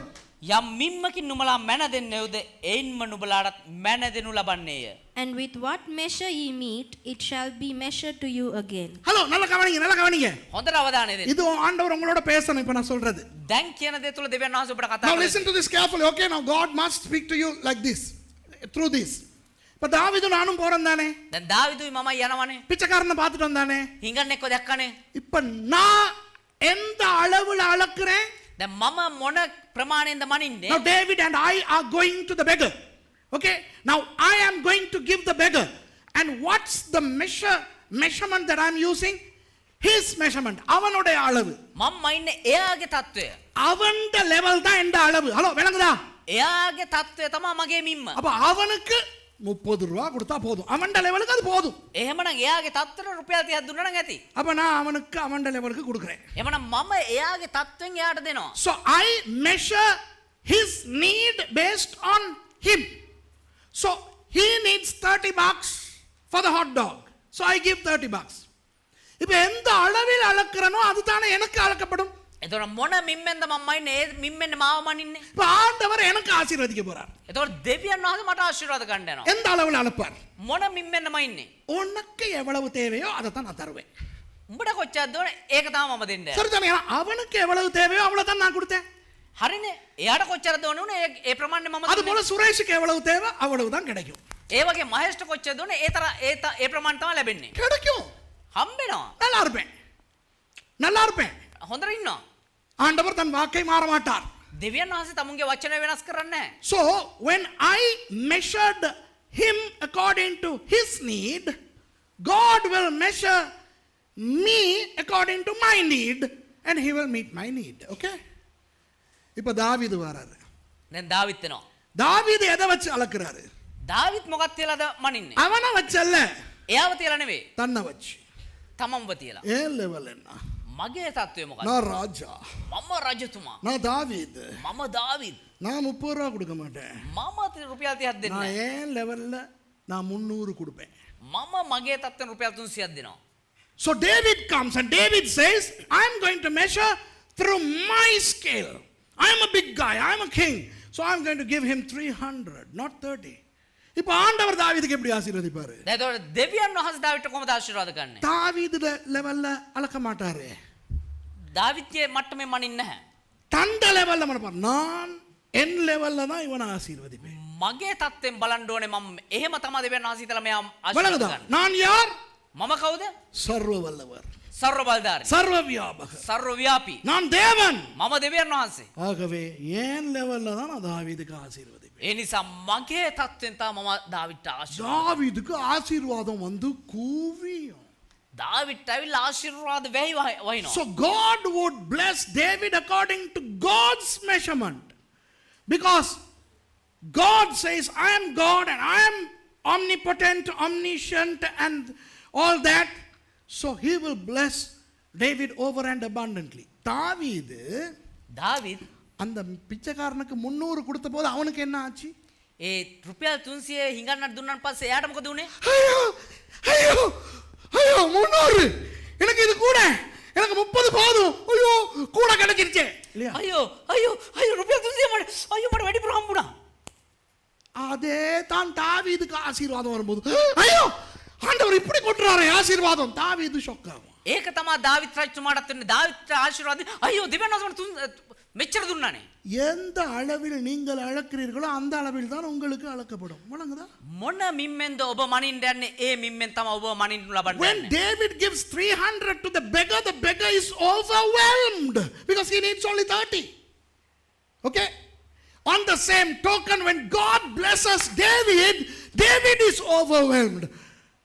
இதனால தான் ஐயா தாவீது கண்ட மாதிரி ஆசீர்வதிக்கப்பட்ட. அடுத்த வாசனம் சும்மா பாப்பமா. මේ නිසා තමයි දාවිත් මහත් විශාල භයානක විදිහට ආශිර්වාද ලැබුවේ. பிரசங்கத்துக்கு தேவையில்லை. ஓகே, 22வது அதிகாரத்தை நீங்க வாசிச்சு பார்த்தா 22 වෙනි පරිච්ඡේදය කියලා බැලුවා නම් එකලේකම් පොතේ நீங்கள் பார்த்தால் என்ன தெரியுமா நடக்கிறது? சிரியா நாட்டில் உள்ளவர்கள், சிரியா සිරියා லெபனான் நாட்டில் உள்ளவர்கள் ලෙබනන් රටේ අය தாவீதுக்கு பரிசுகளை அனுப்புகிறார்கள். දාවිත් රජතුමාට තෑගි වෙනවා. நீங்கள் வாசித்து பார்த்தால் உங்களுக்கு தெரியும். When you read next you will see that people in the king of Syria, the king of Lebanon blessing David. அன்பானவர்களே, ප්‍රේමවන්තයිනි, ரெண்டு காரியம் கர்த்தர் உங்களுக்கு இன்றைக்கு கற்றுக் கொடுக்கிறார். කාරණා දෙකක් දෙවියන් වහන්සේ අද දවසේ ඔබට මේ විස්තර කරලා දෙනවා. முதலாவது, පළවෙනි කාරණාව, ஆண்டவரை ஆராதிக்கும் போது දෙවියන් වහන්සේව නමස්කාර කරද්දී நீங்கள் செலவழித்து ஆண்டவரை ஆராதிக்க வேண்டும். ඔබ වියදම් කරලා දෙවියන් වහන්සේව නමස්කාර කළ යුතුයි. Two things God is teaching you. When you serve the Lord, when you worship the Lord, you have to spend. என்னத்தை செலவழிச்சு? මොනවා වියදම් කළාද? பணம் மாத்திரமல்ல, பணமும் செலவழிக்கணும். මුදලුත් වියදම් කරන්න ඕනේ. මුදල් විතරක් නෙවෙයි. நேரத்தை செலவழிக்க வேண்டும். වෙලාව වියදම් කරන්න ඕනේ. அதாவது எங்களுக்கு எங்கள் பக்கத்திலே ஏதாவது ஒரு செலவு, பணமா இருக்கலாம், நேரமா இருக்கலாம், சிரமமா இருக்கலாம், நாம் எதையாவது செலவழித்து தான் ஆண்டவரை ஆராதிக்க வேண்டும். இதுதான் தாவீதிலிருந்து நாம் படிக்கிற முதல் பாடம். ඒ කියන්නේ අපේ පැත්තෙන් අපි මොනවද වියදම් කරන්න තියාගෙන ඉන්නේ? අපේ වෙලාව වෙන්න පුළුවන්, අපේ මුදල් වෙන්න පුළුවන්, අපේ තත්ත්වය වෙන්න පුළුවන්. මොනවා හරි අපේ පැත්තෙන් අපි වියදම් කරන දෙවියන් වහන්සේ වෙනුවෙන් වියදම් කළ It යුතුයි. could be our money, it could be our time, it could be our effort. We have to spend to worship the Lord. Do you understand? விளங்குதா? තේරුණාද? அதனால தான் சும்மா காலுக்கு மேலே காலில் போட்டு கட்டில் இருந்துக்கிட்டு ஆண்டவர் ஆராதிச்சா அதில் ஒரு பிரயோஜனமும் இல்லை. ඒ නිසා තමයි ඇඳට වෙල්ලා කකුලක් උඩ කකුලක් දාගෙන නිකන් ජොලිය මේ සැපට දෙවියන් වහන්සේ නමස්කාර කරන එක කිසි ප්‍රයෝජනයක් නැහැ. நீங்கள் உங்கள் பலிபீடத்துக்கு வருவதற்கு ඔබ ඔබේ පූජාසනෙට එන්න ඕනේ. காலையில் எழும்புறீங்க, උදේ නැගිටිනවනේ. கஷ்டப்படுறீங்க, අමාරුකම් විඳිනවනේ. எவ்வளோ தூரங்கள்ல இருந்து வாரீங்க, කොච්චරදෝ දුර ඉඳන් මෙහෙ එනවනේ. நெருக்கப்பட்டு சில நேரம் வர்றீங்க, වෙලාව අරගෙන වෙලාව වියදම් කරගෙන එනවනේ මෙහෙට. தூக்கத்தை இழந்து வாரீங்க, නිදි මත එනවනේ. சாப்பாடு இல்லாம வாரீங்க. කෑම නැතුව එනවනේ. இதெல்லாம் சும்மா போகணும்னு நினைக்கிறீங்களா? මේ හැම දෙයක්ම නිකන් නාස්ති වෙලා යනවා කියලා හිතනවද? கர்த்தருக்கு இப்படித்தான் ஆராதிக்க வேண்டும். දෙවියන් වහන්සේට මෙහෙම තමා නමස්කාර You are කරන්න. coming to your altar with a lot of trouble. You get up early in the morning and you come with a lot of tired, you spend a lot of your energy, your money and your physical strength. This is how David worshipped. இப்படிதான் தாவீது ஆண்டவரை ஆராதித்தார். මෙහෙම තමා දාවිද් දෙවියන් වහන්සේව නමස්කාර කරේ. இரண்டாவது, දෙවනුව நாம் கொடுக்கும்போது අපි දෙද්දී அந்த வாங்குகிறவர்களுடைய அளவிலே கொடுக்காதீங்க. ඒ ගන්න කෙනාගේ තත්වෙන් දෙන්න එපා. உங்களுடைய நிலைமையின்படி நீங்கள் கொடுங்க. ඔබේ තත්ත්වයේ විදිහට දෙන්න. ஒரு ஆளுக்கு கொடுக்கறதா இருந்தா එක්කෙනෙකුට දෙනවා වෙන්න. அந்த ஆளுக்கு என்ன சாப்பாடு வேணும்னு பார்க்காதீங்க. ඒ කෙනාට මොන කැමද ඕන කියලා බලන්න එපා. நீங்க இப்ப சாப்பிடுறதுக்கு எவ்வளவு செலவழிப்பீங்க? ඔබ දැන් කණ්ඩ කොච්චර වියදම් කරනවද? அதை கொடுங்க. ඒක දෙන්න. நீங்க ஒரு ஆளுக்கு ஷர்ட் கொடுக்கும்போது, கவுன் கொடுக்கும்போது, ඔබ කෙනෙකුට ෂර්ට් එකක් ගවමක් දෙද්දී எனக்கு வேணாங்கிற ஷர்ட்டை கொடுக்காதீங்க. මට අනවශ්‍ය ෂර්ට් එක දෙන්න එපා. அவருக்கு தான் கிடைக்குதே, அது பெரிய விஷயம் தானேங்காதீங்க. එයාට හම්බෙනවනේ ඒක ලොකු දෙයක් නේ. எது எனக்கு நான் எடுத்துக்கொள்வேனோ அதை தான் நான் கொடுப்பேன்னு சொல்லி கொடுங்க. මට මොකද්ද මම මිලදී ගන්න ඒක තමා දෙන්නේ කියලා දෙන්න. When you give things to other people, don't measure in their according to their level, measure according to your level, then God will give you measuring according to his level. நீங்கள் உங்கள் அளவின்படி அளந்து மற்றவர்களுக்கு கொடுத்தால், ඔබ ඔබේ මිම්මෙන් මැනගෙන ඔබ අනිත් අයට දුන්නා නම් கர்த்தர் உங்களுக்கு தரும்போது දෙවියන් වහන්සේ ඔබට දෙද්දී அவர் அவருடைய அளவின்படி கொடுப்பார். උන්වහන්සේගේ තත්ත්වයෙන් ඔබට දෙයි. உங்களுக்கு தெரியுமா, நானும் மர்சியும் ඔබ දන්නවද සහෝදර මර්සිත් දේවගතිවරයා 3 வருடங்களுக்கு முன் අවුරුදු 3කට කලින් பயங்கர கடனிலே இருந்தோம். බොහෝ විදිහට ණයබරව 2015 ஆண்டு ஜூன் மாதம் 2015 ජූනි මාසේ நானும் மர்சியும் இருந்த கடன் உங்களுக்கு எல்லாம் தெரியாது.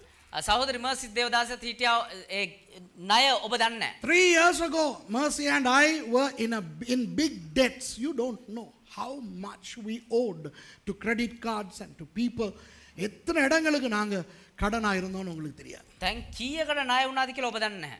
ஆனால் இப்போ எவ்வளவு ஆசீர்வாதமா இருக்கிறோம் அதுவும் உங்களுக்கு தெரியாது. හැබැයි දැන් කොච්චර ආශිර්වාදාත්මකව ඉන්නවද කියන එක ඒකත් ඔබ දන්නේ නැහැ. And you don't know how blessed we are now. காரணம் என்ன தெரியுமா? කාරණා මොකක්ද දන්නවද? Mercy எனக்கு சொல்லி கொடுத்தா. සහෝදරි මර්සි දේවදාසට කියලා දුන්නලු. நான் பிச்சைக்காரனுக்கு 100 ரூபா கொடுப்பேன்.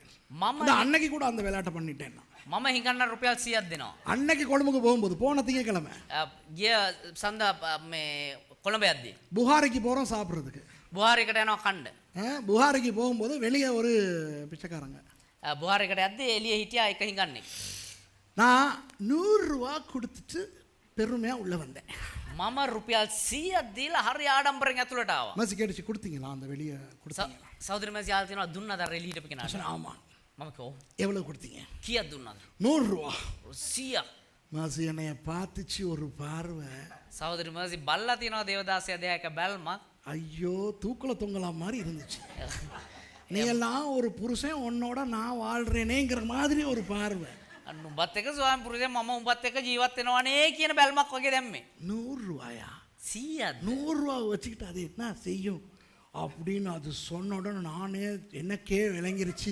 சி ரொம்ப கேவலமாக நான் நடந்துக்கிட்டேனே. රුපියල් 100ක් දීලා ඒ මනුස්සයා මොනවා කරන්නද කියලා ආද්දි මටම හිතුණා අයියෝ මං කොච්චර පාත් විදිහද වැඩේ කරේ කියලා. ஆண்டவர் mercy மூலம் தான் எனக்கு கற்றுக் கொடுத்தார் 3 வருஷங்களுக்கு முன்பு. අවුරුදු 3කට කලින් සහෝදරි මර්සි තියලා තමයි දේවදාසයාට මේ පාඩම උගන්ලා තින්ද 3 වෙනවා. years ago God taught me through mercy that we have to give lock stock and barrel. கண்ட மாதிரி கொடுக்கணும் அப்படின்னு கர்த்தர் கற்றுக் கொடுத்தார். පුළුවන් හැම ආකාරයෙන්ම දෙන්න ඕනේ එහෙම කියලා තමයි දෙවියන් වහන්සේ ඉගන්වුවේ. கொடுக்க ஆரம்பிச்சோம். දෙන්න පටන් ගත්තා. என்ன நடந்ததுன்னு தெரியாது. මොනව සිද්ධ වෙනවද දන්නේ නැහැ. ஒரு கடனும் இல்ல. කිසිම ණයක් නැහැ. ஒரு கடனும் இல்ல. பெரிய ஆசீர்வாதம். කිසිම ණයක් නැහැ. තා විශාල වූ ආශිර්වාදයක්. இலங்கையிலும் வெளிநாடுகளிலும் ලංකාවේ විදේශෙත් அநேகருக்கு கடன் கொடுத்திருக்கிறோம். බොහෝ දෙනාට ණය දීලා තියෙනවා. எப்படி? இதுதான் நான் உங்களுக்கு சொல்றேன். I'm telling you this secret which happened in my life. Now we have given out both in Sri Lanka and abroad. People owe us money. Why? When you measure with your standard, God will measure with his standard to bless you. நீங்கள் உங்கள் அளவின்படி நீங்கள் ஆசீர்வதித்தால் ඔබ ඔබේ තත්වයෙන් ආශිර්වාද කරා නම් கர்த்தர் அவருடைய லெவலில் உங்களை ஆசீர்வதிப்பார். දෙවියන් වහන්සේ උන්වහන්සේගේ තත්වයෙන් ඔබට ආශිර්වාද කරයි. இனி நீங்க பிச்சைக்காரங்களை கண்டா ஆசீர்வதிக்கணும். ආයේ ඔබ හිඟන්න නොදැක්කොත් ආශිර්වාද කරන්න ඕනේ. அவன் குடிக்கிறான், சிகரெட் குடிக்கிறான், அது உங்களுக்கு தேவையில்லை. එයා බොයි සිගරට් බොයි ඒක ඔබට අවශ්‍ය නැහැ. காணிக்கை கொடுக்கும்போது පඳුරක් දෙද්දී உங்க லெவல்ல கொடுங்க. ඔබේ තත්වයෙන් දෙන්න. விளங்குதா? ஓ இந்த சர்ச்சுக்கு பெருசா தேவையில்லைன்னு கொடுக்காதீங்க. கொடுக்காம அப்படி கொடுக்காதீங்க. මේ චර්චරේ තරම් ඕනේ නැහැ. එහෙම හිතලා දෙන්න එපා. உங்கள் லெவல்ல கொடுங்க. ඔබේ තත්වයෙන් දෙන්න. கர்த்தர் உங்களை ஆசீர்வதிக்கிறாரா இல்லையான்னு பாருங்க. දෙවියන් වහන්සේ ඔබට ආශිර්වාද කරනව නැද්ද කියලා බලන්න. தாவீது அப்படித்தான் ஆண்டவரை ஆராதித்தான். දාවිත් දෙවියන් වහන්සේ මෙහෙම තමයි නමස්කාර කරන්නේ. இலவசமாய் வேண்டாம். இலவசமா கொடுக்கறத வச்சு நான் ஆண்டவரை ஆராதிக்க மாட்டேன் என்றான். නිකන් නොමිලේ එපා. නොමිලේ දුන්නා නම් මම දෙවියන් වහන්සේව නමස්කාර කරන්නේ නැහැ නොමිලේ දීලා. I don't want to worship God through free stuff. He said I am buying. எவ்வளவு பணம், பயங்கரமான பணம் கொடுத்தார். කොච්චර මුදලක් දීතා විශාල මුදල් තොගයක්. பாருங்க பெரிய ஒரு ஆசீர்வாதம். எத்தனை பேருக்கு இந்த செய்தி ஆசீர்வாதமா இருந்தது? බලන්න කොච්චර විශාල ආශිර්වාදයක්ද කියලා. කී දෙනෙකුට මේක ආශිර්වාදයක් වුණාද? Praise the Lord. கர்த்தர் உங்களை ஆசீர்வதிப்பாராக. எழும்பிருப்போமா? දෙවියන් වහන්සේ ඔබ ආශිර්වාද කරන සේකවා නැගී සිටිමු. சுருக்கமா 2 பேர் 3 பேர்